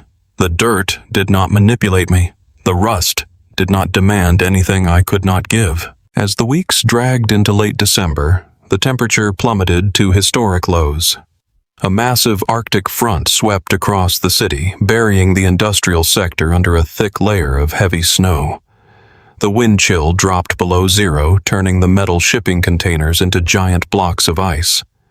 The cinder block office offered minimal protection against the severe cold. The uninsulated concrete walls radiated a deep, biting freeze that the small space heater could barely fight. One particularly brutal evening, I was sitting on my camping cot, wrapped in a thick wool blanket, trying to eat a bowl of hot rice I had cooked on the electric plate. The wind was shrieking furiously outside, battering the exterior of the small building. I noticed a sharp, freezing draft cutting directly across the room, hitting my face like a physical slap. The space heater was completely useless against the steady stream of icy air. I stood up and tracked the draft to the back wall of the office. The cinderblock foundation was covered by a layer of cheap, rotting wood paneling that my father must have installed decades ago to make the room look slightly more presentable. The wood was deeply warped from years of moisture and neglect. A large vertical crack had formed near the floorboards, allowing the freezing wind from a damaged exterior vent to pour directly into the room. I could not survive the night with that cold air funneling into my small sanctuary. I walked over to my pile of tools and picked up a heavy iron crowbar. I decided to tear down the rotting wood paneling, find the source of the structural leak, and patch the concrete foundation directly. I jammed the flat end of the crowbar into the vertical crack and pulled back with my shoulders, carefully bracing my core to protect my fragile spine. The old wood splintered and gave way with a loud cracking sound. I pulled away a large section of the paneling, exposing the raw cinder block wall behind it. A cloud of thick gray dust and dead insects fell to the floor. The freezing draft intensified, blowing directly through a fist-sized hole in the exterior masonry. I used the crowbar to rip away another large section of the rotting wood, determined to clear the entire lower half of the wall. I drove the iron tool into the gap and levered my body weight backward. The wood tore away completely, revealing the lower corner where the cinder block wall met the thick concrete foundation of the floor. I dropped the crowbar and knelt down, grabbing my flashlight to inspect the damage. I shined the beam into the dark, dusty corner, expecting to find a colony of mice or a massive structural crack. Instead, the bright circle of light illuminated something completely unnatural. Buried directly into the solid concrete foundation, perfectly flush with the floor and hidden entirely behind the false wood paneling, was a square, heavy metal door. I crawled closer, completely ignoring the cold wind blowing against my face. I wiped away decades of accumulated dust and spider webs with my gloved hand, revealing a thick layer of industrial-grade steel. It was a heavy-duty fireproof floor safe, cemented permanently into the foundation of the building. The metal was dark and completely unblemished by the surrounding rust. In the center of the heavy steel door was an old-fashioned mechanical rotary dial lock. My heart began to pound a steady, heavy rhythm in my chest. I had spent 15 years working alongside my father before he passed away. I knew every inch of this business. I knew about the cash boxes, the filing cabinets, and the old ledgers he kept in the desk. But he had never once mentioned a hidden floor safe buried in the foundation of the main office. He had kept this an absolute total secret from everyone, including me. I sat back on the freezing concrete floor staring at the mechanical dial. The sheer presence of the hidden vault changed the entire atmosphere of the room. This was not a forgotten toolbox or a misplaced cash register. This was a deliberate permanent installation designed to survive a massive fire or an industrial disaster. You do not bury a heavy fireproof safe in solid concrete unless you are hiding something of extraordinary immense value. I thought about the last words my father had ever spoken to me. Never sell the rust, Tommy. The rust is where the roots are. I had assumed he was speaking metaphorically about the value of hard work and the blue-collar foundation of our family. But looking at the massive steel door cemented into the very roots of the scrapyard, I realized he might have been speaking entirely literally. The lawyers had evaluated the property based on satellite images and municipal tax records. They saw an environmental disaster. They saw a toxic wasteland with $20,000 in tax debt. They were perfectly happy to let me keep the dirt because they believed the dirt was completely worthless. I took off my heavy gloves and reached out, touching the cold steel of the rotary dial. I spun it slowly, listening to the heavy mechanical clicks echoing in the silent office. I had no combination. I had no key. But I possessed something far more powerful. I had absolute uninterrupted time and nothing left in the world to lose. I ran my fingers over the numbers etched into the dial, feeling the deep grooves in the metal. The safe was a professional grade vault designed to resist heavy impact drilling and extreme heat. Breaking it open with brute force would be completely impossible, especially with a severely compromised spine. I would need to find the combination. My mind raced through 1,000 possibilities. Birthdays, anniversaries, social security numbers, old military identification codes. My father was a creature of intense habit. He did not trust banks and he did not trust the digital world. He trusted steel concrete and numbers he could remember without writing them down. I stood up slowly, my joints popping in protest against the freezing temperature. I picked up the shattered pieces of wood paneling and stacked them in the corner, completely forgetting about the draft.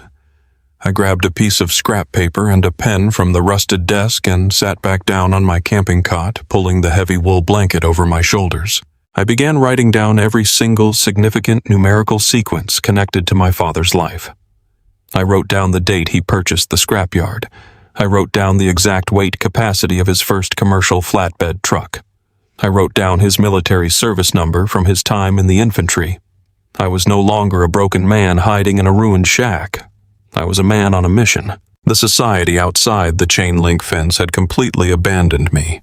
My wife had erased my existence to build a fraudulent life with a criminal. My corporate employer had discarded me the moment my body failed. The legal system had stripped my assets and mocked my heritage. But sitting in the freezing dark staring at a piece of buried steel, I realized they had all made a fatal, catastrophic miscalculation. They had backed me into a corner and left me alone with my father's legacy. I looked down at the mechanical dial one last time before turning off the flashlight to conserve the battery. I was going to open the vault. I was going to find out exactly why my father had buried his secrets in the concrete. And when I did, I was going to use whatever I found to rewrite the entire ending of this story. The freezing wind continued to howl outside, rattling the tin roof of the office, but I did not feel the cold anymore. The game was far from over. In fact, as I sat there listening to the winter storm raging against the rusted iron gates, I knew the real game had just begun. The combination took me 47 attempts. I sat on the freezing concrete floor, wrapped in a thin wool blanket, listening to the wind batter the exterior of the cinderblock office. My fingers were completely numb, but I kept turning the heavy metal dial. I tried my father's birthday. I tried the date he bought the yard. I tried his infantry unit numbers. Nothing worked. The cold was beginning to affect my cognitive function, making my vision blur and my hands shake uncontrollably. My spinal fusion ached with a deep throbbing rhythm that matched my heartbeat. But I refused to give up. I thought about the man my father was. He was a man of profound practicality. He did not care about sentimentality. He cared about foundations. I closed my eyes and pictured the rusted iron sign hanging above the main gate of the scrapyard. There was a municipal registry number stamped into the bottom corner of that sign, a sequence of digits I had painted over with rust-proofing enamel when I was 15 years old. I reached out and turned the dial. Right to 42, left to 18, right to 76. A loud, heavy mechanical click echoed through the desolate office. The internal locking tumblers disengaged. I grabbed the heavy steel handle and pulled. The thick door of the floor safe groaned on its hidden hinges, swinging upward to reveal the dark interior. A rush of perfectly preserved dry air hit my face, carrying the faint scent of old parchment and sealing wax. It was a smell completely alien to the damp, rotting atmosphere of the scrapyard.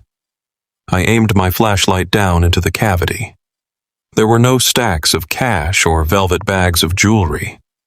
The safe was entirely filled with thick brown leather portfolios and pristine manila envelopes stacked with absolute mathematical precision. I reached down and pulled out the first portfolio. The leather was immaculate, unmarked by the passage of time. I opened it and laid the documents out on the freezing concrete. These were not the messy, handwritten ledgers of a blue-collar junk dealer. These were beautifully typed, legally binding corporate charters and notarized deeds dating back to the late 1980s.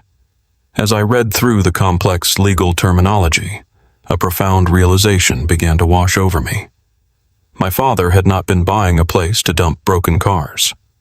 He had been executing a brilliant covert acquisition strategy. Page after page revealed the truth. He had purchased the individual acres of this property through a series of anonymous trusts, slowly assembling a contiguous 12-acre block right in the heart of the city's industrial corridor. He disguised his massive landholding by covering it in scrap metal and broken machinery. He played the part of a lowly, invisible junkman perfectly, because he knew that invisibility was the ultimate shield against corporate predators. The elite developers and the city planners completely ignored him. They saw a dirty working-class man standing in a pile of refuse. They never bothered to look at the ground beneath his feet. I set the first portfolio aside and pulled out a thick, heavy envelope sealed with a thick metal clasp. My hands were trembling as I opened it.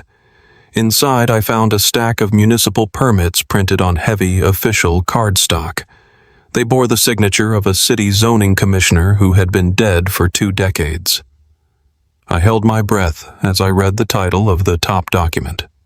It was an irrevocable, grandfathered heavy freight rail and commercial zoning permit. My mind raced back to my years managing the logistics fleets.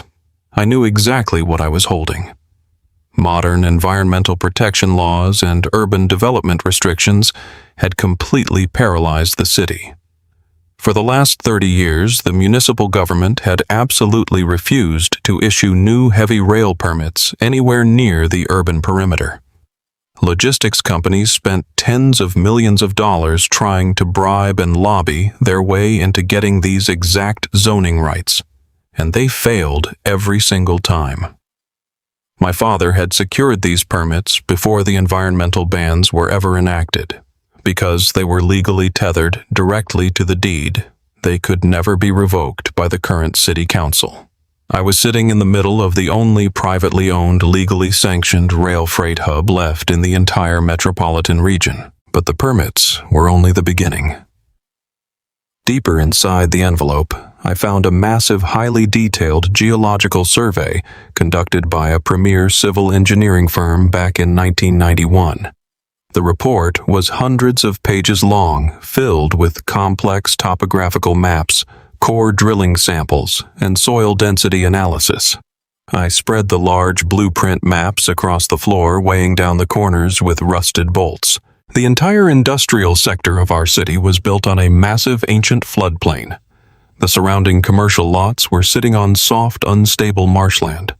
If any major corporation wanted to build a heavy structure out here, they would have to drive steel pilings hundreds of feet into the mud just to stabilize the foundation, an engineering nightmare that would cost hundreds of millions of dollars before a single brick was even laid. I traced my finger over the red ink circling my 12-acre scrapyard on the blueprint. According to the core drilling data, my father's land sat squarely on top of a massive subterranean shelf of solid granite bedrock. It was a geological anomaly, a perfect island of unbreakable stone surrounded by miles of shifting mud.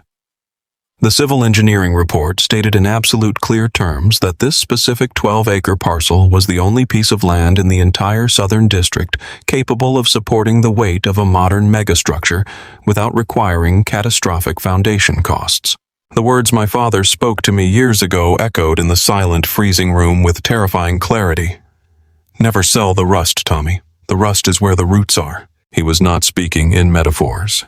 He was telling me a literal geological fact. He had hidden a multi-million-dollar foundation under a mountain of worthless scrap. He knew that one day the city would expand. He knew that one day the massive tech conglomerates and international shipping titans would run out of space and desperately need to build near the rail lines. He had bought the bedrock and covered it in trash so the rich and powerful would leave him alone until the time was right. And my wife, along with her high-priced, arrogant lawyer, had literally laughed and handed this empire back to me during the divorce mediation because they were too blinded by their own elitism to look beneath the surface. They thought they were giving me a toxic liability. In reality, they had handed me the keys to a kingdom.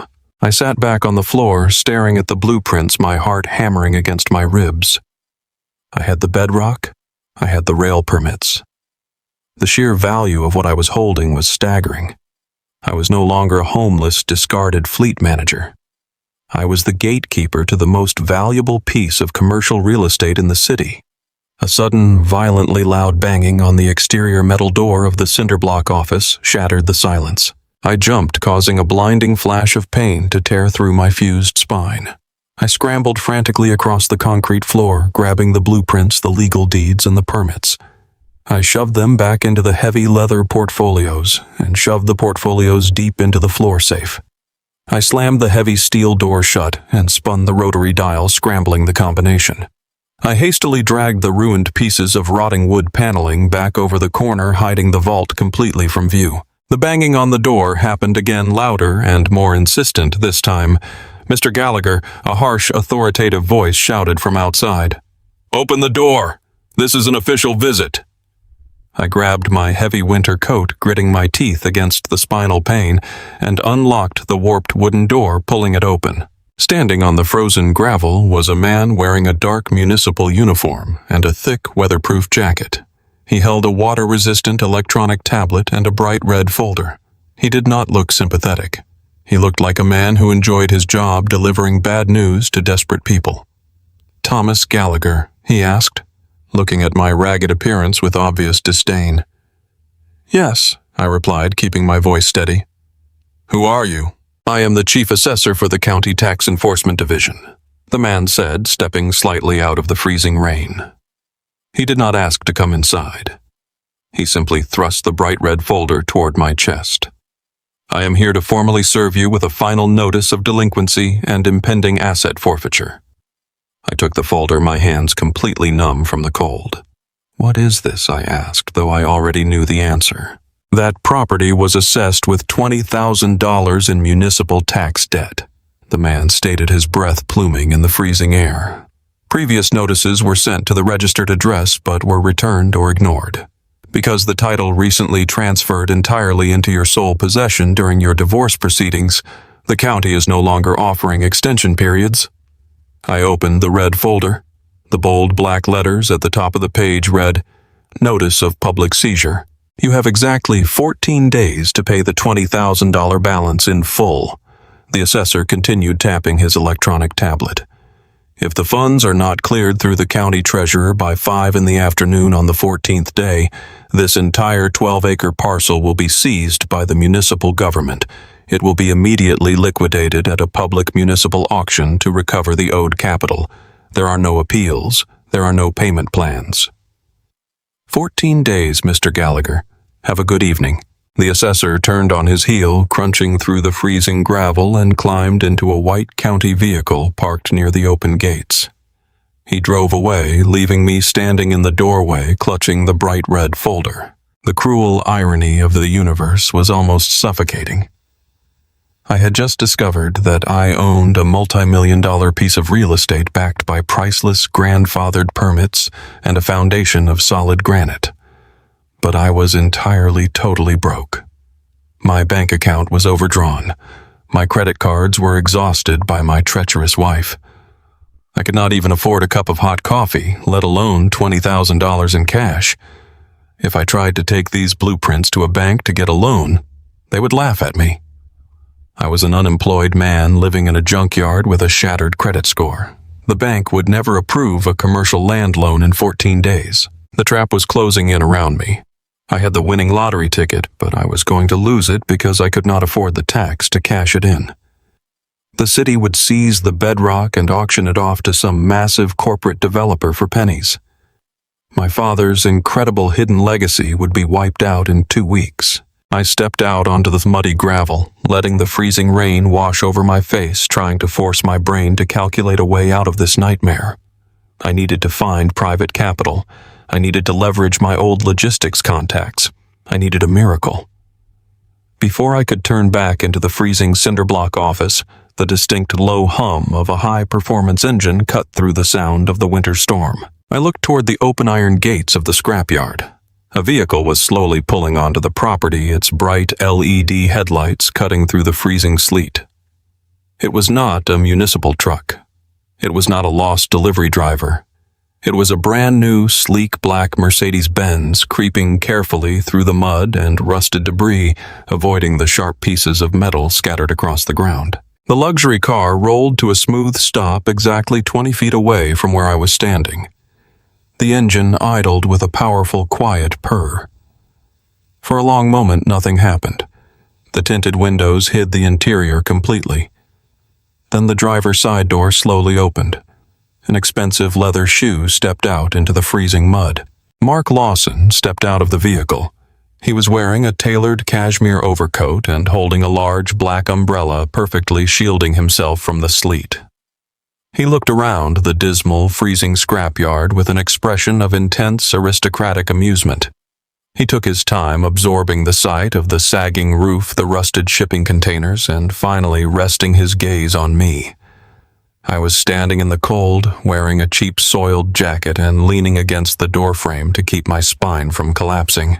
Mark closed his car door and walked toward me, spinning the umbrella handle casually in his hand. He did not look like a man visiting his wife's ex-husband out of guilt. He looked like a predator who had smelled blood in the water. "Hello, Tom," he said, his voice smooth and dripping with that same fake corporate warmth he had used at the country club. "I heard you were having some financial difficulties. I thought it was time we had a little business chat man to man." I stared at him, gripping the bright red tax forfeiture folder in my hand. The pieces of the puzzle slammed together in my mind with terrifying, violent clarity. Mark was a real estate investor. He was a man who specialized in commercial acquisitions. He had orchestrated my financial ruin. He had manipulated my wife into stealing my savings. He had ensured I would have no money to fight the divorce or pay the property taxes. And now, perfectly timed directly on the heels of the county assessor delivering the final notice of seizure, he was standing in my junkyard. Mark did not know about the safe in the floor, but he absolutely knew about the bedrock. He knew about the massive value of the land sitting beneath the rust, and he had meticulously engineered my destruction so he could pry it from my cold, dead hands. He smiled at me, completely unaware that I had just spent the last hour reading the blueprints in the dust. He thought he was walking into a negotiation with a broken, defeated idiot. He had absolutely no idea he was stepping into a war zone. The freezing sleet bounced off the polished hood of the black vehicle. Mark Lawson stood perfectly still, surveying my father's scrapyard like a wealthy tourist visiting a disaster zone. He carefully avoided stepping in a puddle of dark motor oil, keeping his expensive Italian leather shoes pristine. He looked incredibly out of place against the backdrop of rusted shipping containers and jagged metal. He closed his large umbrella and stepped under the sagging corrugated tin awning of my cinder block office. He did not ask to come inside. He simply stood on the threshold, radiating a sickening aura of unearned superiority. I kept my posture rigid, hiding the blinding pain radiating up my fused spine. I held the bright red county tax forfeiture folder down by my side, pressing it against my leg so he could not read the bold lettering. He had no idea what was inside my head. He had no idea I had just deciphered the blueprints hidden in a massive steel vault buried beneath the concrete floor just 10 feet away from where he was standing. He thought he was looking at a crippled, unemployed logistics manager who was weeks away from sleeping on a park bench. "Thomas, it is incredibly depressing to see you living like this," Mark said, shaking his head in mock sympathy. His voice was smooth-oiled with that fake corporate sincerity that predators use to disarm their victims. "I heard from Rebecca that you were forced to relocate here after the mediation. It is a harsh reality. No man should have to live in a freezing shed without running water." "What do you want, Mark?" I asked, my voice rough and exhausted. "I want to offer you a lifeline," he replied, reaching into the inside breast pocket of his cashmere overcoat.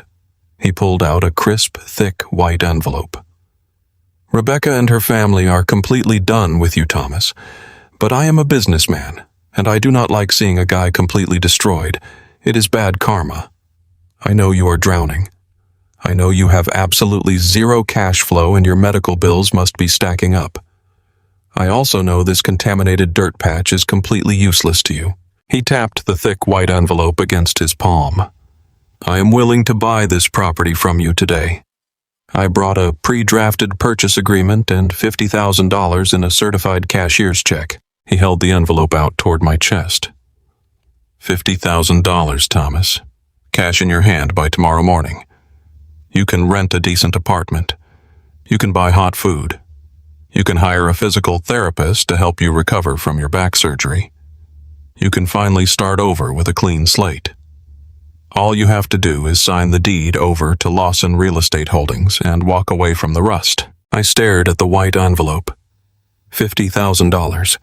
Just a few weeks ago, that amount of money would have seemed like a monumental fortune. It would have replaced the retirement savings Rebecca stole from me. It would have saved my house from foreclosure. But standing in the freezing draft of the office, having just read my father's hidden geological surveys, I knew exactly what that envelope actually represented. It was not a lifeline. It was a massive insult.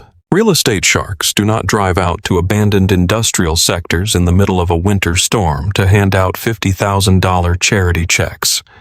Men like Mark Lawson do not feel pity. They feel greed. If Mark was willing to offer $50,000 for a highly polluted scrapyard with a massive tax debt, it meant the land was worth a fortune. He was trying to steal the bedrock out from under me before I could figure out its true value. I knew I had to play my part perfectly. If I showed any sign of defiance, if I hinted that I knew what he was really after, he would immediately shift his tactics. I needed him to believe his psychological warfare was working. I needed him to believe I was utterly desperate, I let my shoulders slump forward slightly, allowing a grimace of physical pain to cross my face. I looked down at the freezing mud, avoiding his eyes, acting like a defeated, broken man. 50,000? I mumbled, my voice shaking just enough to sound pathetic. That is it. That is everything I have left in the world, Mark. It is $50,000 more than this toxic dump is actually worth, Mark said, his smile widening slightly as he sensed my surrender. The county is going to condemn this site within a year, Thomas. The soil cleanup alone will bankrupt whoever owns it. I am doing you a massive favor. I am taking a high-risk liability off your hands because I can absorb the loss. You cannot. Take the money. Go get a warm bed. I kept my eyes on the dirt. I need time, I whispered, clutching the red tax folder tighter against my leg. I cannot just sign it away in the dark. This was my father's land. I need 48 hours to think about it. Mark let out a long, exaggerated sigh, rolling his eyes as if he were dealing with a stubborn child. You do not have the luxury of time, Thomas. But fine, I will give you exactly 48 hours. I will come back here on Wednesday morning. Have your bags packed. He turned around, opened his large umbrella, and walked back to his sleek black Mercedes. He did not look back. He started the engine, and the luxury vehicle glided smoothly out of the scrapyard, disappearing into the freezing rain. I stood in the doorway until the red taillights vanished completely. The moment he was gone, the facade of the broken man dropped from my face.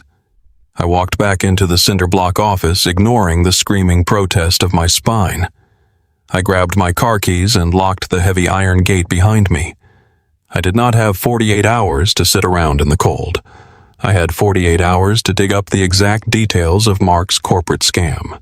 I drove my battered sedan through the sleet toward the downtown public library. The library was a warm, brightly lit sanctuary filled with rows of old desktop computers. I limped past the front desk, pulling my jacket tight to hide my dirty clothes, and sat down at an empty terminal in the back corner. My hands were stiff from the freezing steering wheel, but my mind was operating with terrifying, absolute clarity. I logged on to the Municipal Public Records database. I used the specific plot numbers and zoning codes I had memorized from my father's hidden documents. First, I searched for Lawson Real Estate Holdings.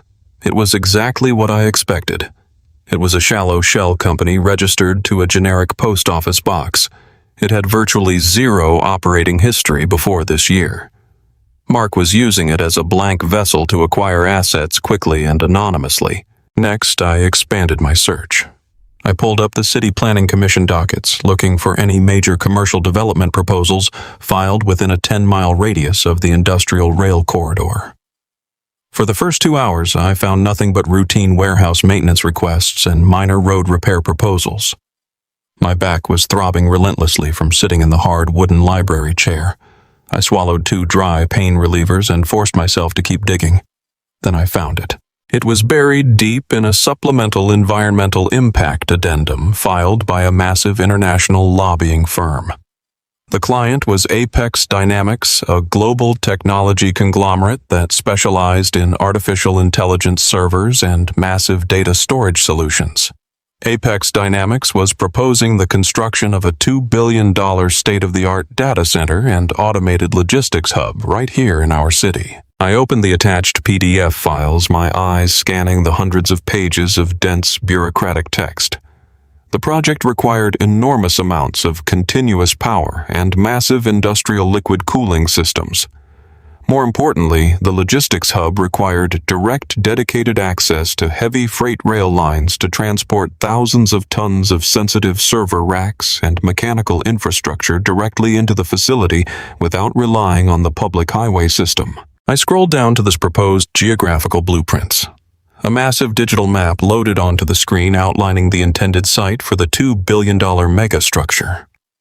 The corporate developers had already quietly purchased hundreds of acres of surrounding commercial swampland through various anonymous proxies. They were slowly buying up the entire industrial district, but right in the absolute dead center of their proposed blueprint, there was a glaring 12-acre blank square. It was my scrapyard. I leaned closer to the glowing monitor, the pieces of the puzzle locking together with devastating precision. Apex Dynamics had a catastrophic engineering problem. The surrounding swampland they had purchased could not support the sheer physical weight of their massive data servers without hundreds of millions of dollars in foundation reinforcement. They desperately needed the solid granite bedrock located exclusively underneath my father's property. Even more critically, they desperately needed the grandfathered heavy freight rail permits attached to my specific deed because the city absolutely refused to issue new ones. My 12-acre patch of rusted metal and polluted dirt was the absolute indispensable linchpin for a $2 billion global project. Without my land, they could not build the facility. Mark Lawson had undoubtedly discovered this information through some corrupt connection inside the city planning office. He saw a gold mine sitting in plain sight. He knew that if he could acquire the land before the tech conglomerate announced their project publicly, he could hold Apex Dynamics completely hostage.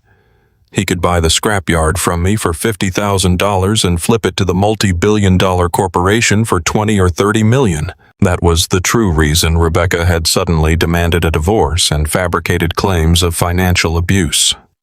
That was why she had intentionally starved the mortgage and drained my retirement account to pay for their luxury townhouse.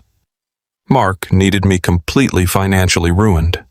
He needed me desperate, starving, and homeless so that when he drove up to the freezing junkyard and offered me a few $1,000s, I would be too broken to refuse. They had methodically executed my absolute destruction simply to clear me off a piece of valuable dirt. I sat back in the hard wooden library chair staring at the glowing monitor. The sheer scale of their greed was almost difficult to comprehend. They had traded my life, my health, and my future for a real estate flip. I closed the browser windows, clearing the public search history. I had the truth. I knew exactly what they were trying to do. More importantly, I realized that I held the ultimate trump card. I held the deed to the bedrock and the rights to the rail lines. Mark did not have the land yet. His entire fraudulent scheme, his entire luxury lifestyle with my treacherous wife completely depended on securing my signature. I stood up from the computer terminal feeling a dark, powerful surge of adrenaline pumping through my veins. For the first time since waking up alone in the spinal recovery ward, I felt a genuine sense of control. I was going to crush them. I was going to let Mark build his massive financial house of cards, and then I was going to rip the foundation right out from under him. But as I walked out of the warm library and back into the freezing sleet, the harsh, brutal reality of my immediate situation slammed into me like a brick wall. I pulled the bright red county tax folder out of my jacket pocket and stared at the bold black lettering under the dim light of a street lamp. Notice of public seizure. Mark Lawson was a ruthless predator, but he was not an idiot. He had offered me $50,000 because it was the easiest, fastest way to secure the deed. But he had a highly effective backup plan. He knew about the $20,000 in unpaid municipal taxes. He knew the county was going to seize the property and auction it off to the highest bidder in exactly 14 days. If I refused to sign his purchase agreement, Mark would simply wait 2 weeks. He would let the city seize my land, kick me out onto the street, and then he would walk into the municipal courthouse and buy the scrapyard directly from the government at the public auction.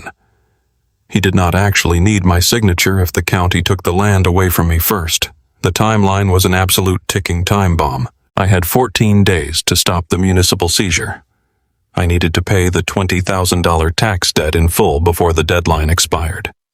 If I paid the taxes, the land was permanently completely mine, and Mark Lawson's entire multi-million-dollar scheme would evaporate into thin air. If I failed to pay the taxes, Mark would win everything, and I would spend the rest of my life sleeping in the front seat of a freezing car. I got behind the steering wheel of my battered sedan, shivering uncontrollably as the cold soaked into my wet clothes. I had the master blueprint. I had the bedrock. I had the grandfathered permits. But none of it mattered if I could not find $20,000 in pure cash within the next 336 hours. I started the engine, the old belts whining in the freezing air. I could not go to a commercial bank. I could not apply for a corporate loan. I had no credit score and no verifiable income.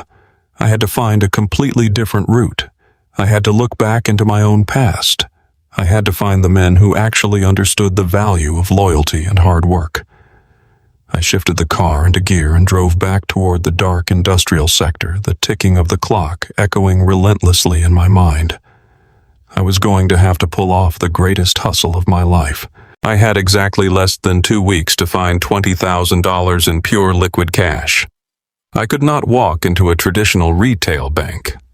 A loan officer would look at my ruined credit score, my unemployed status, and my current address at a toxic scrapyard and laugh me right out of the lobby.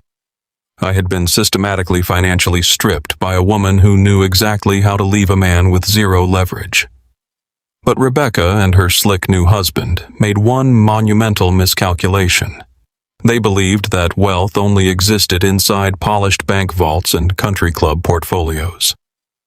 They did not understand the currency of blue-collar loyalty. They did not understand the kind of men who actually kept this country moving. I drove my battered sedan away from the scrapyard and headed toward the interstate highway. I pulled into a massive commercial truck stop that sat right on the edge of the county line. It was a sprawling asphalt lot filled with idling 18-wheelers smelling heavily of diesel fuel, wet pavement, and cheap black coffee. This was the sanctuary of the logistics world. This was where the senior drivers, the freight haulers, and the yard foremen spent their mornings before hitting the highway. These were men I had worked alongside for 15 brutally hard years. Men who had watched me manage crisis after crisis on the loading docks through blizzards and heat waves. They knew I never made a promise I could not keep. My word in this diner was an ironclad contract. I pushed open the heavy glass doors of the truck stop diner, carrying my father's pristine leather portfolio tucked under my arm. The bell chimed and several heads turned in my direction. They saw the cheap winter coat I was wearing. They saw the stiff, unnatural way I walked to protect my freshly fused spine. Word travels fast in the freight community. They all knew I had been placed on administrative leave. They knew my wife had gutted me in divorce mediation, but nobody offered me pity. In this room, pity was considered an insult. A massive guy named Dave, who ran a fleet of flatbed trucks, slid over in his vinyl booth and gestured for me to sit down. I lowered myself onto the bench, suppressing a wince of pain. I did not waste their time with a sob story. I did not complain about my broken heart or the empty house I had lost. I simply opened the leather portfolio and spread the ancient geological blueprints directly over the sticky laminated diner table. I laid out the entire situation with absolute clinical precision. I explained the grandfathered heavy freight rail permits attached to my deed. I pointed to the core drilling samples that proved my father had secretly purchased the only solid granite bedrock in a 50-mile radius of unstable swampland. Then I dropped the ultimate revelation. I told them about Apex Dynamics and the massive $2 billion data center hub that the tech conglomerate was desperately trying to build. I explained that my 12 acres of rusted junk was the exact absolute linchpin required for their global project to survive. Then I made my pitch. I needed $20,000 by the end of the week to stop the county from seizing the property for unpaid taxes. I offered them a syndicated short-term loan agreement directly backed by the deed to the land. If they fronted the cash to save the scrapyard, I promised to pay them back with a massive 400% return the exact moment the tech conglomerate purchased the parcel. It was an incredibly dangerous proposition. I was asking working-class American men to empty their hard-earned emergency savings and trust a guy who was currently sleeping on a canvas cot in a freezing shed. Dave looked down at the blueprints. He traced the faded ink of the rail lines with a thick, calloused finger. He understood the logistical nightmare Apex Dynamics was facing. He knew that without those specific rail permits, the tech giant could never transport their heavy infrastructure into the zone. Dave looked me dead in the eyes, nodded once, and pulled out his cell phone. Over the next 48 hours, a profound miracle took place. Mechanics, warehouse supervisors, and long-haul truckers quietly pooled their resources. Men who broke their backs for an hourly wage withdrew money from their vacation funds and unsealed envelopes kept hidden in their gun safes. They did not do it just for the massive return on investment. They did it because they hated seeing an honest man get crushed by corporate predators. On the morning of the final tax deadline, Dave walked into the scrapyard and handed me a thick manila envelope. Inside was exactly $20,000 in crisp $100 bills and certified bank checks. I drove to the Municipal Tax Authority building with only hours to spare before the absolute deadline. The line at the county clerk window felt like a grueling marathon. My back throbbed with every minute that ticked past, but I kept my hand firmly clamped over the envelope in my pocket. When I finally reached the counter, I placed the cash and the checks on the glass. The clerk slowly counted the money, verified the funds, and pulled my bright red forfeiture file from the cabinet. She stamped the document with a heavy black void mark and handed me the finalized official receipt. The back taxes were completely cleared. The county dropped all claims. The bedrock, the rail permits, and the future of the industrial sector belonged permanently and unconditionally to me. While I was counting pooled pennies in a greasy truck stop, Mark Lawson and my treacherous ex-wife were busy building a magnificent empire out of absolute thin air. I later learned the full staggering extent of their monumental hubris from public financial filings and the arrogant social media posts Rebecca simply could not resist broadcasting to the world. Mark was so profoundly convinced of his own superiority that he believed the municipal auction was an absolute guaranteed formality. He viewed me as a broken, pathetic peasant who would quietly freeze to death in a junkyard without putting up a fight. Driven by pure, unadulterated greed, he did not even wait to legally own the land before he started wildly spending the profits. Mark scheduled a series of high-stakes private meetings with a syndicate of aggressive corporate venture capitalists. He pitched them the Apex Dynamics data center project, claiming with absolute confidence that he had already secured the 12-acre bedrock parcel under his real estate firm. He leveraged his slick reputation and his expensive suits to pre-sell the commercial development rights to these highly dangerous investors. They handed him tens of millions of dollars in short-term corporate bridge loans based entirely on the ironclad promise of the upcoming tech buyout. Rebecca was completely blinded by the sudden massive influx of liquid capital. She genuinely believed she had finally arrived at the absolute peak of high society. To secure even larger lines of continuous credit, Mark convinced her to personally co-sign the aggressive loan agreements. She willingly and legally bound her name to his empty shell companies. But her greed did not stop there. She dragged her wealthy, arrogant parents directly into the blast zone. Richard and Susan, eager to be part of a billionaire tech real estate deal, willingly put up their gated country club estate and their massive retirement portfolios as collateral to back Mark's fraudulent vision. They essentially mortgaged their entire elite aristocratic existence on a piece of polluted dirt they did not actually own. They celebrated their phantom victory with sickening arrogance. Rebecca posted daily photographs of herself drinking vintage champagne in the leather seats of leased private jets. Mark purchased her a $200,000 imported sports car.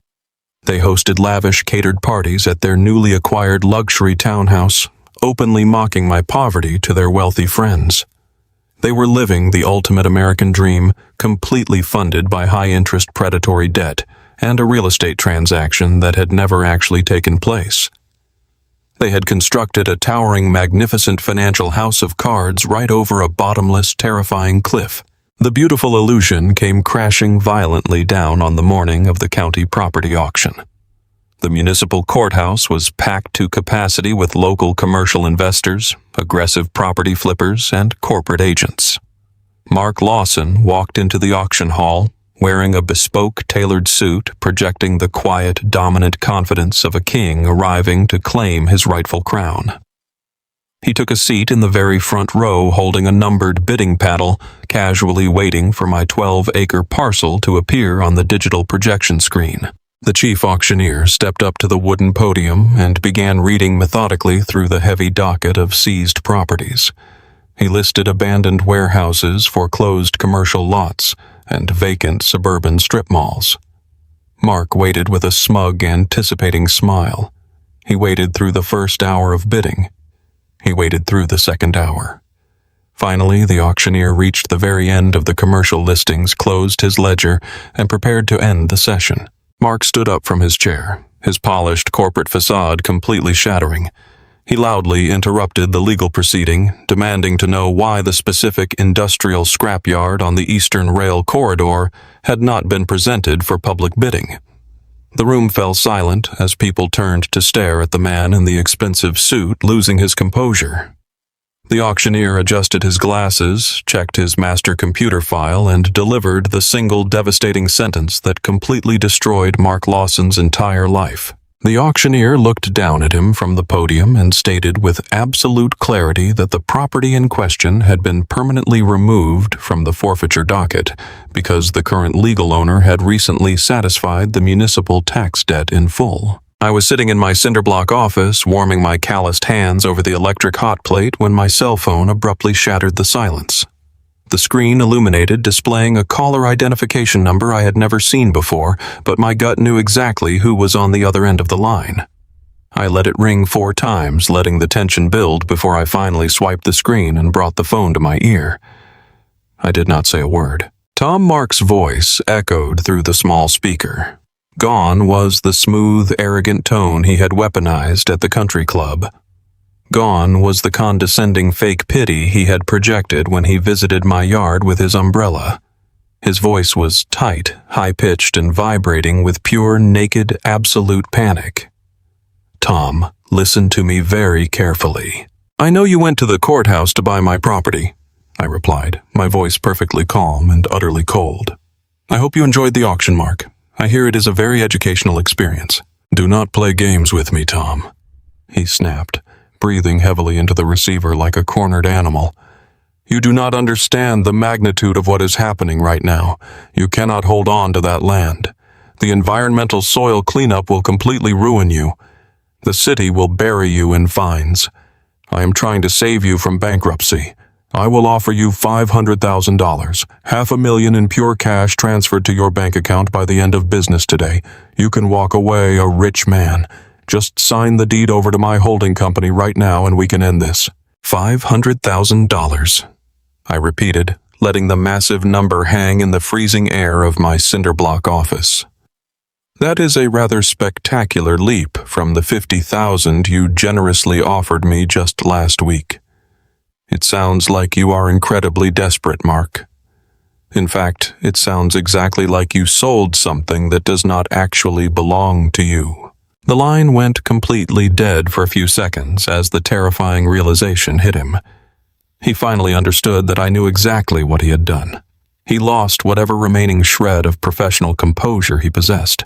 "You listen to me, you pathetic blue-collar garbage," he screamed, his voice cracking with sheer terror and rage.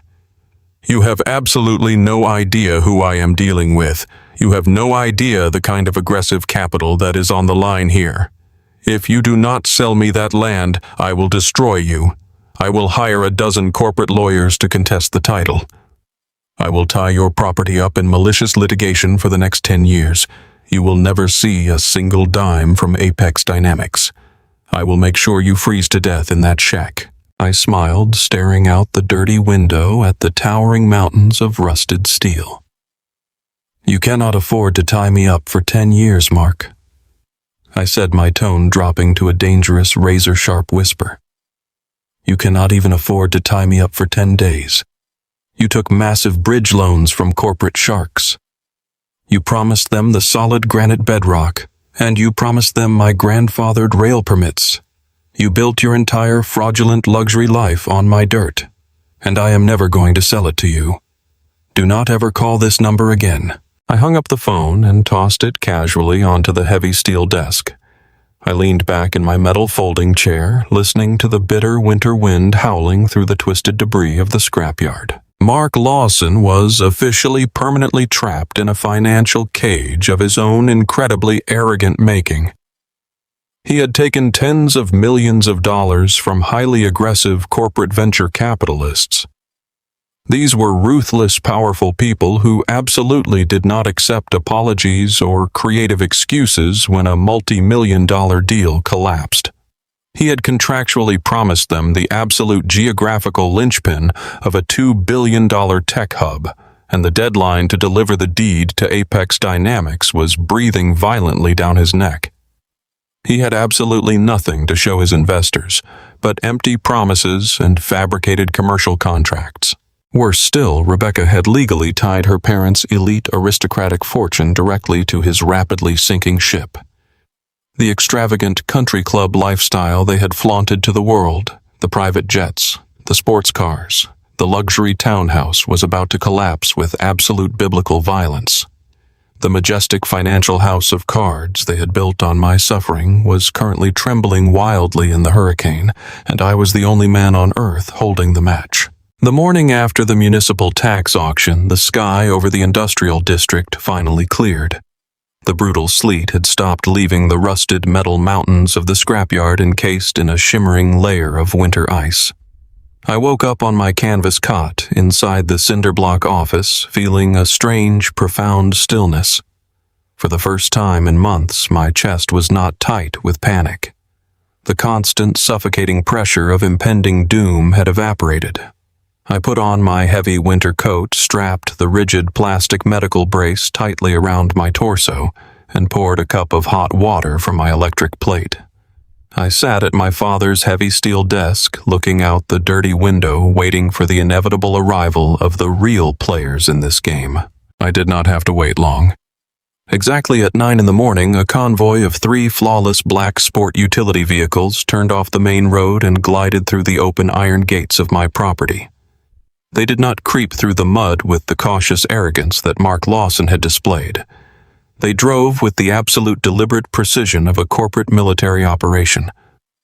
The vehicles parked in a neat row right in front of my office. 4 men and 1 woman stepped out into the freezing morning air. They were dressed in immaculate dark wool overcoats and carried thick leather document cases. These were not local real estate flippers. These were the elite senior acquisition executives for Apex Dynamics. When Mark failed to produce the deed at the city auction, the tech giant's legal team had immediately initiated a full forensic title search. It took their billions of dollars in corporate resources exactly 1 hour to bypass Mark entirely and identify the true legal owner of the 12-acre bedrock parcel. I opened the warped wooden door and stepped out onto the gravel to meet them. The lead executive, a tall man with silver hair and sharp, calculating eyes, walked right up to me. He did not look at my cheap clothes or the dirty cinder-block building. He looked at me with the focused respect of a man who recognized someone holding a royal flush. "Mr. Gallagher," the man said, extending a gloved hand. "My name is David Sterling. I am the Executive Director of Infrastructure Development for Apex Dynamics. We apologize for arriving completely unannounced, but the timeline for our upcoming regional logistics project has become incredibly narrow. We were previously negotiating with a third-party broker who claimed to have secured the purchasing rights to your land. We have recently discovered that individual deliberately misrepresented his legal standing. We are here to deal directly with you." I shook his hand, my calloused fingers gripping his firm palm. I invited them inside the freezing office. There were not enough chairs for everyone, so the billionaire tech executives stood in a circle around my father's rusted steel desk. I did not apologize for the lack of heating or the bare concrete floor. I opened my father's pristine leather portfolio and laid out the original heavy freight rail permits and the ancient geological surveys. The executives leaned over the desk, their eyes tracking the faded ink of the municipal zoning approvals. The silence in the room was absolute. They had spent months battling local politicians and environmental lobbyists trying to force a heavy development plan onto unstable swampland, and here in a freezing shack they were looking at the ultimate geographical salvation of their entire $2 billion enterprise. "We require this exact parcel," Mr. Gallagher, the lead executive, finally admitted, looking up from the blueprints. "The solid granite bedrock beneath this dirt is the only geological formation capable of stabilizing our liquid cooling towers. More importantly, these grandfathered rail permits are completely priceless to our freight operations. We are prepared to make you a highly aggressive, comprehensive offer right now." They slid a thick bound contract across the steel desk. The number printed on the summary page was staggering. It was not the insulting $50,000 Mark had offered. It was an initial cash buyout of $18,500,000. In addition, they included a permanent executive consulting clause guaranteeing me an annual salary of $200,000 to help manage the rail logistics integration once the facility was built. They knew my background in freight operations, and they respected the absolute brilliance of a man who could hold on to this land through a massive legal siege. I read through the contract, my heart hammering against my ribs. I picked up a pen from the desk and signed my name on the dotted line. I did not beg. I did not negotiate for more. It was a masterful, perfectly equitable deal. I handed the paperwork back to the executives. They shook my hand, left a copy of the executed agreement on the desk, and walked back out into the freezing air. As their black vehicles disappeared down the road, I sat down in my folding chair and allowed myself to finally breathe. The war was over. I had won. For me, the battle ended in that freezing cinderblock office. But for the people who had conspired to destroy my life, the absolute nightmare was only just beginning. The financial guillotine dropped on Mark Lawson with terrifying, unprecedented speed. When the Apex Dynamics legal team officially notified the corporate venture capitalists that they had purchased the land directly from Thomas Gallagher, the entire fraudulent foundation of Mark's investment firm completely shattered. He had borrowed tens of millions of dollars in aggressive short-term bridge loans from highly dangerous corporate syndicates. He had used those funds to finance a lavish lifestyle and secure high-end real estate operating under the absolute assumption that he would flip my scrapyard for a massive payout. When the investors realized Mark did not own the bedrock and had never held the grandfathered rail permits, they immediately called their notes. Bridge loans contain incredibly toxic default clauses designed specifically to destroy fraudulent borrowers.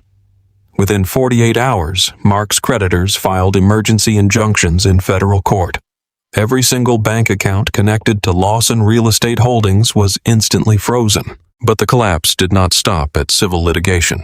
Because Mark had intentionally crossed state lines to solicit investment capital using fabricated property deeds and imaginary municipal contracts, the federal government became involved.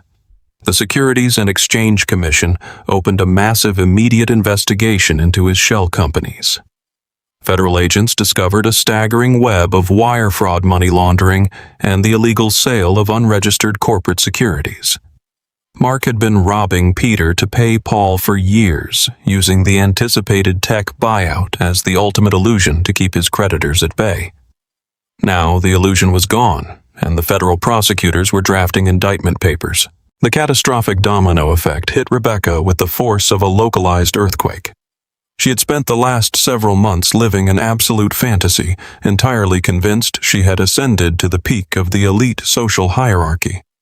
She was spending her days shopping at high-end boutiques and planning expensive renovations for her luxury townhouse while I was sleeping in a frozen car. Her artificial paradise imploded on a Tuesday afternoon.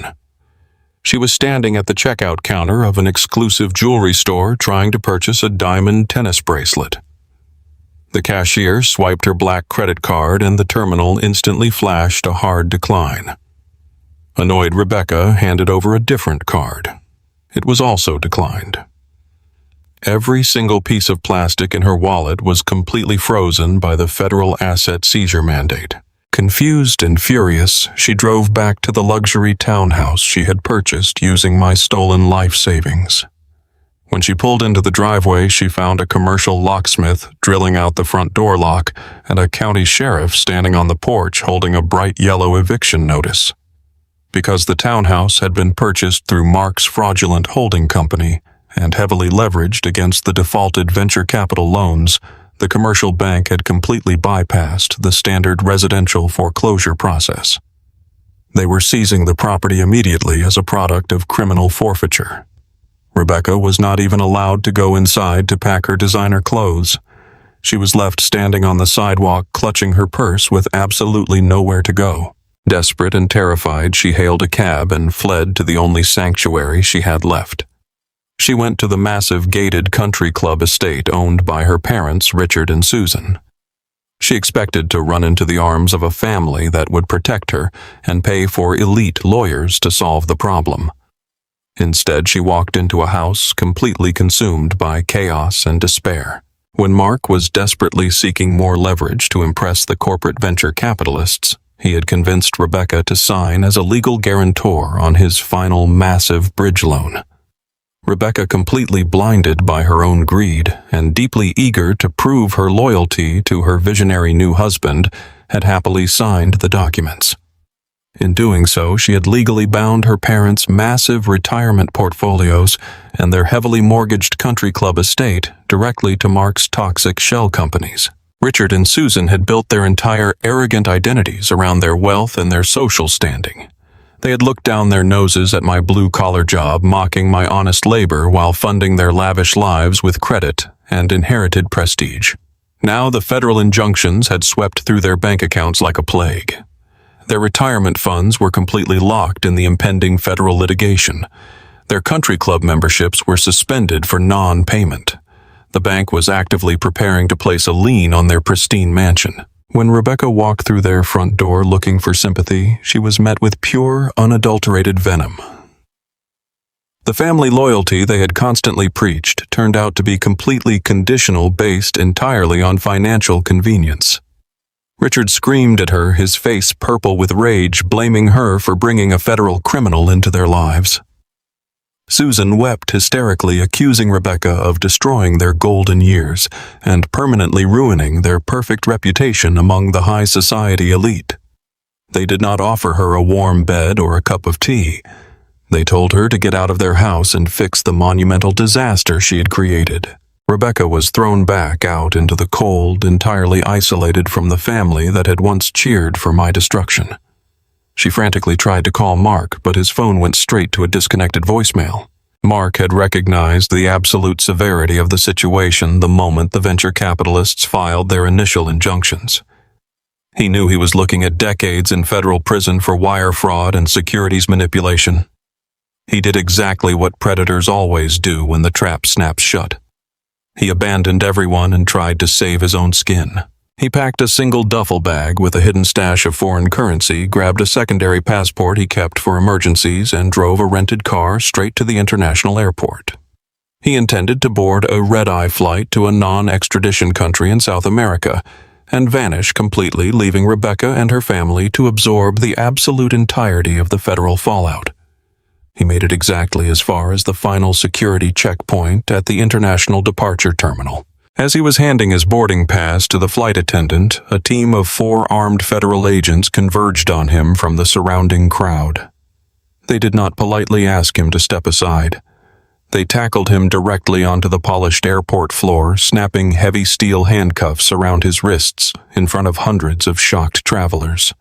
The slick, confident real estate visionary who had sipped martinis and laughed at my broken spine was dragged out of the airport, crying and begging for his lawyer. The federal prosecutors placed Mark in a cold concrete interrogation room and laid out a mountain of irrefutable evidence.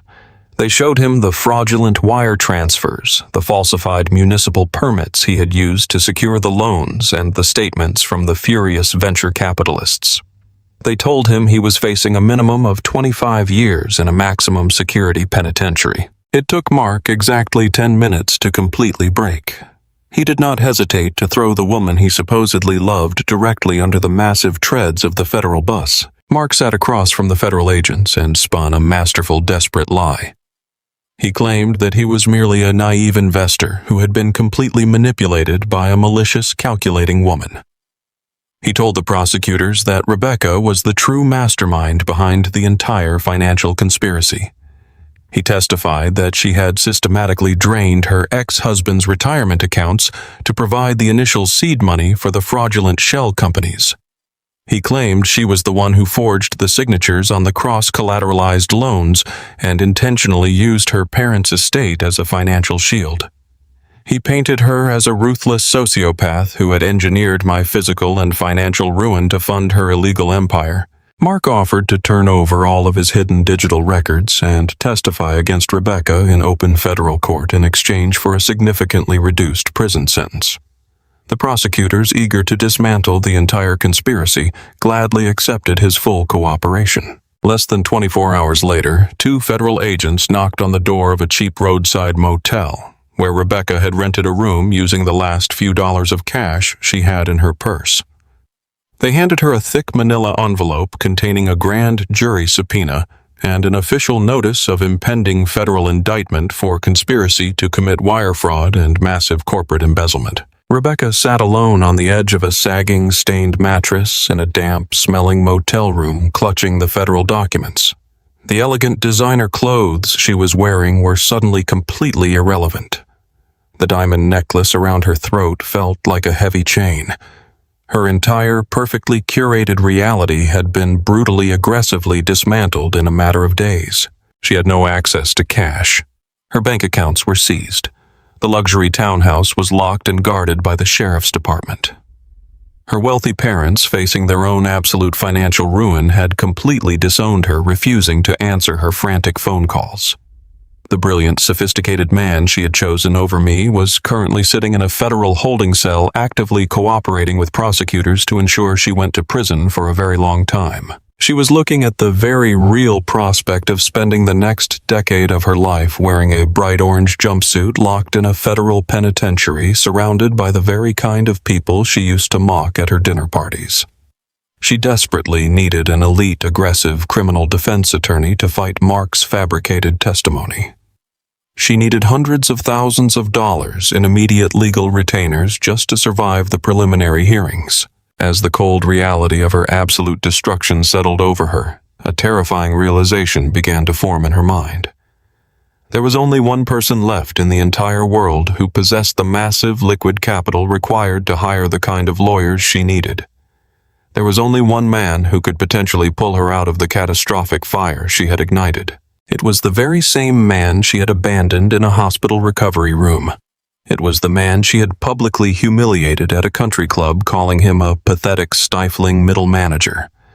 It was the man she had intentionally, systematically driven into poverty, forcing him to sleep in a freezing cinder block shed while he recovered from spinal surgery. Rebecca looked down at her shaking hands, completely overwhelmed by the crushing, devastating irony of the universe.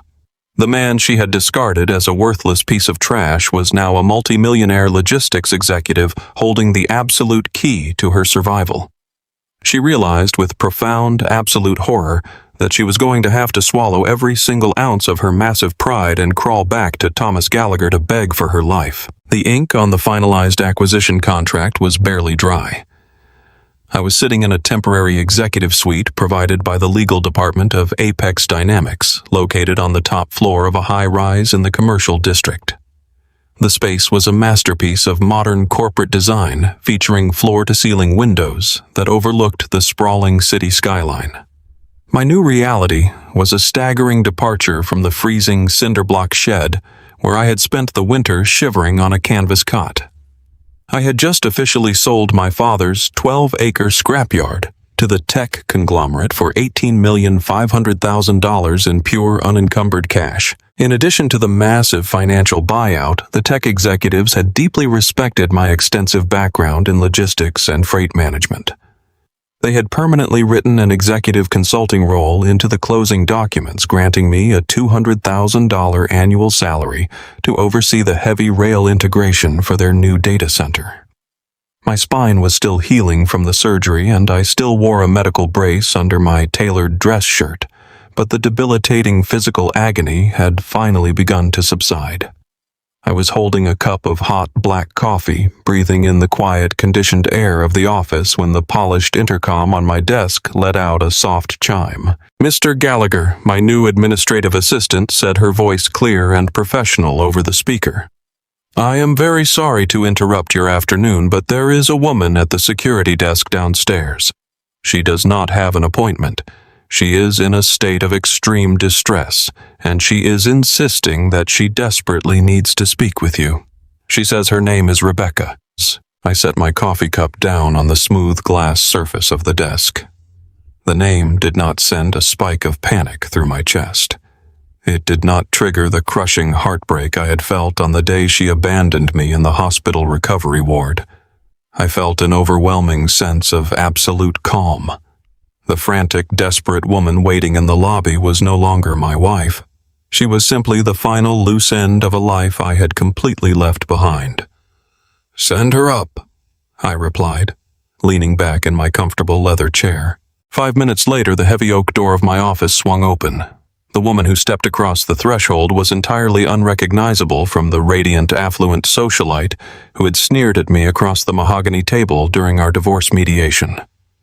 The pristine charcoal blazer and the subtle diamond necklace were gone. Rebecca was wearing a cheap faded sweater that looked like it had been pulled from a donation bin. Her hair was completely unkempt, hanging in tangled strands around her pale face. The expensive glowing makeup she used to meticulously apply was replaced by dark, exhausted circles under her bloodshot eyes. She looked older, broken, and entirely defeated by the brutal machinery of the federal justice system. She stood near the doorway, trembling violently.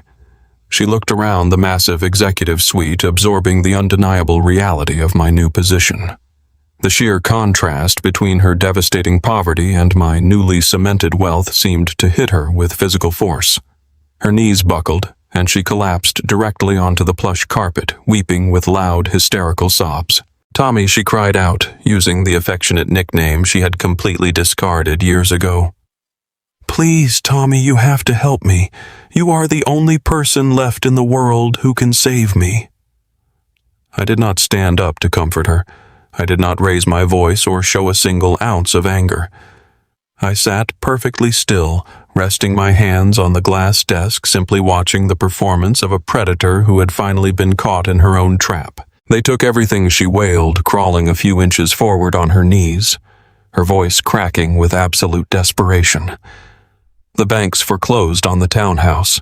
The federal agents froze all of my accounts. My parents have completely disowned me because the government seized their country club estate. I am facing federal indictment for conspiracy and wire fraud. I do not have a single dollar to my name. I cannot even afford to hire a public defender. I am going to go to federal prison. She looked up at me, tears streaming down her hollow cheeks, trying to force a look of profound, innocent victimhood onto her face. It was all Mark, she pleaded, desperately grasping for a scapegoat. "He manipulated me, Tommy.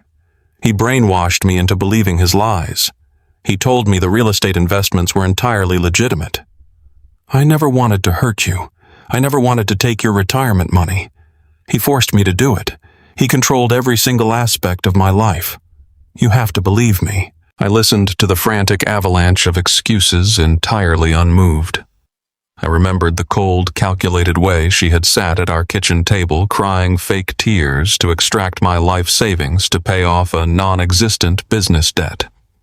I remembered the look of pure, unadulterated disgust on her face when she publicly humiliated me at her parents' anniversary gala, mocking my physical brace and my empty bank account. She had not been brainwashed.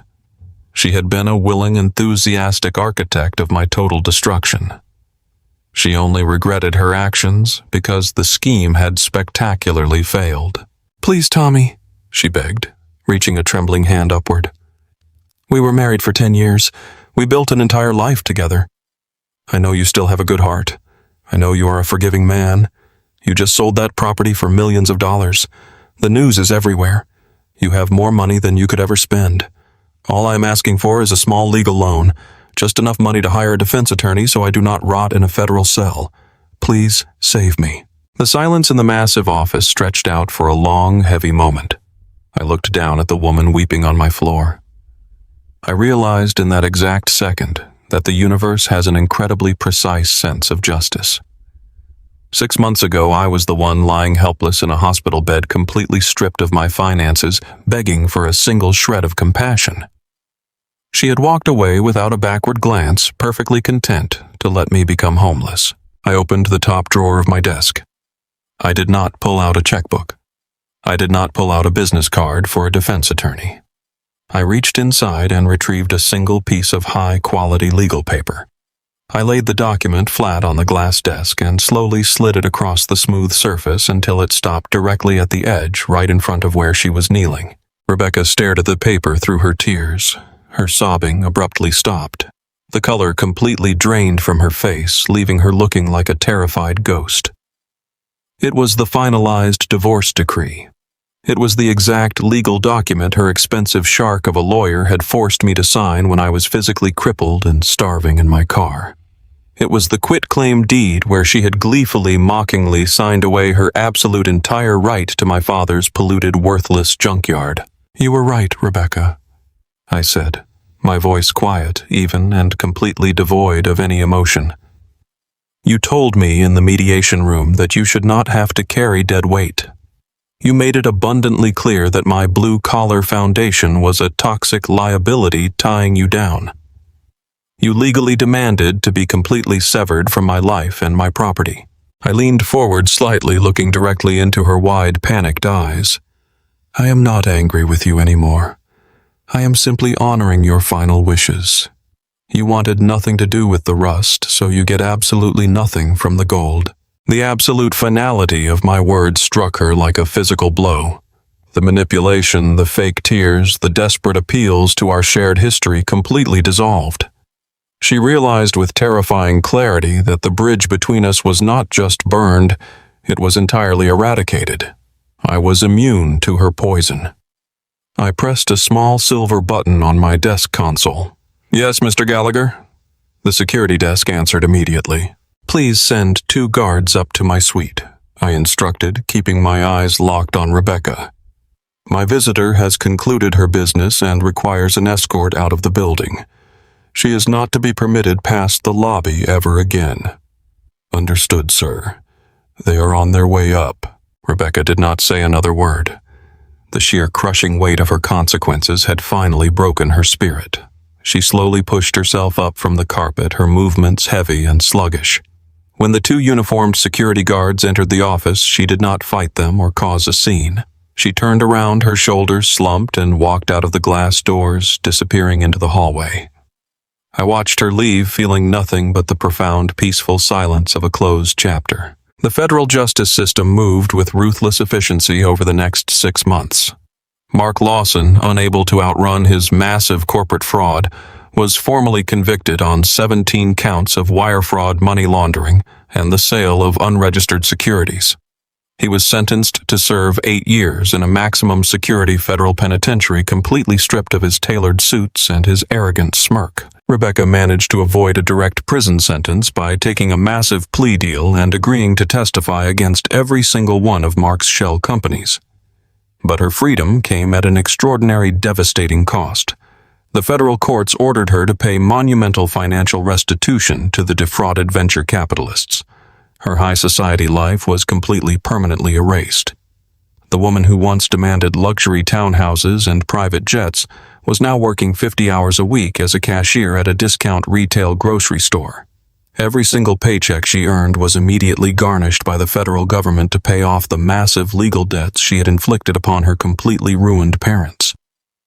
She was trapped in an endless cycle of grueling minimum wage labor, a prisoner to the very poverty she had once so viciously mocked. A year after the brutal winter I spent freezing on a canvas cot, I drove my new truck out to the eastern edge of the city. I parked near the old iron gates and walked onto the sprawling construction site. The mountains of rusted scrap metal and decaying shipping containers were gone. In their place, massive steel girders were rising into the sky, forming the skeletal foundation of the new $2 billion logistics and data center hub. The ground shook with the power of heavy machinery, and the air smelled of fresh concrete and industrial progress. I stood near the edge of the construction zone, watching a massive freight train slowly navigate the newly restored commercial tracks. The physical pain in my spine had completely faded, leaving behind nothing but a strong, healthy body. My bank accounts were full, but the money was merely a tool. The true victory was the profound sense of peace residing deep in my chest. I looked down at the solid earth beneath my boots. They tried to bury me under the sheer, suffocating weight of their greed. They systematically stripped away my savings, my home, and my pride, assuming I would simply collapse and disappear into the dirt. But they made one fatal miscalculation. They did not realize I was standing on absolute, unbreakable bedrock. True wealth is not the luxury car you drive or the expensive tailored suit you wear to a country club gala. True wealth is the quiet, ironclad resilience you build when the world aggressively takes everything away and leaves you standing alone in the cold. It is the ability to look at a field of broken, rusted machinery and understand that the foundation is strong enough to support an empire. My father knew that truth, and he passed it down to me buried in the concrete. I survived the absolute worst betrayal imaginable, and I built my kingdom on the very ground my enemies thought was worthless. If you have ever had to rebuild your life from absolute zero, or if you firmly believe that karma never misses an address, hit that like button and share this story. Drop a comment below. Have you ever trusted someone who completely showed their true devastating colors when you were at your lowest point? Subscribe to the channel and never forget, sometimes the rust is where the real gold is hiding.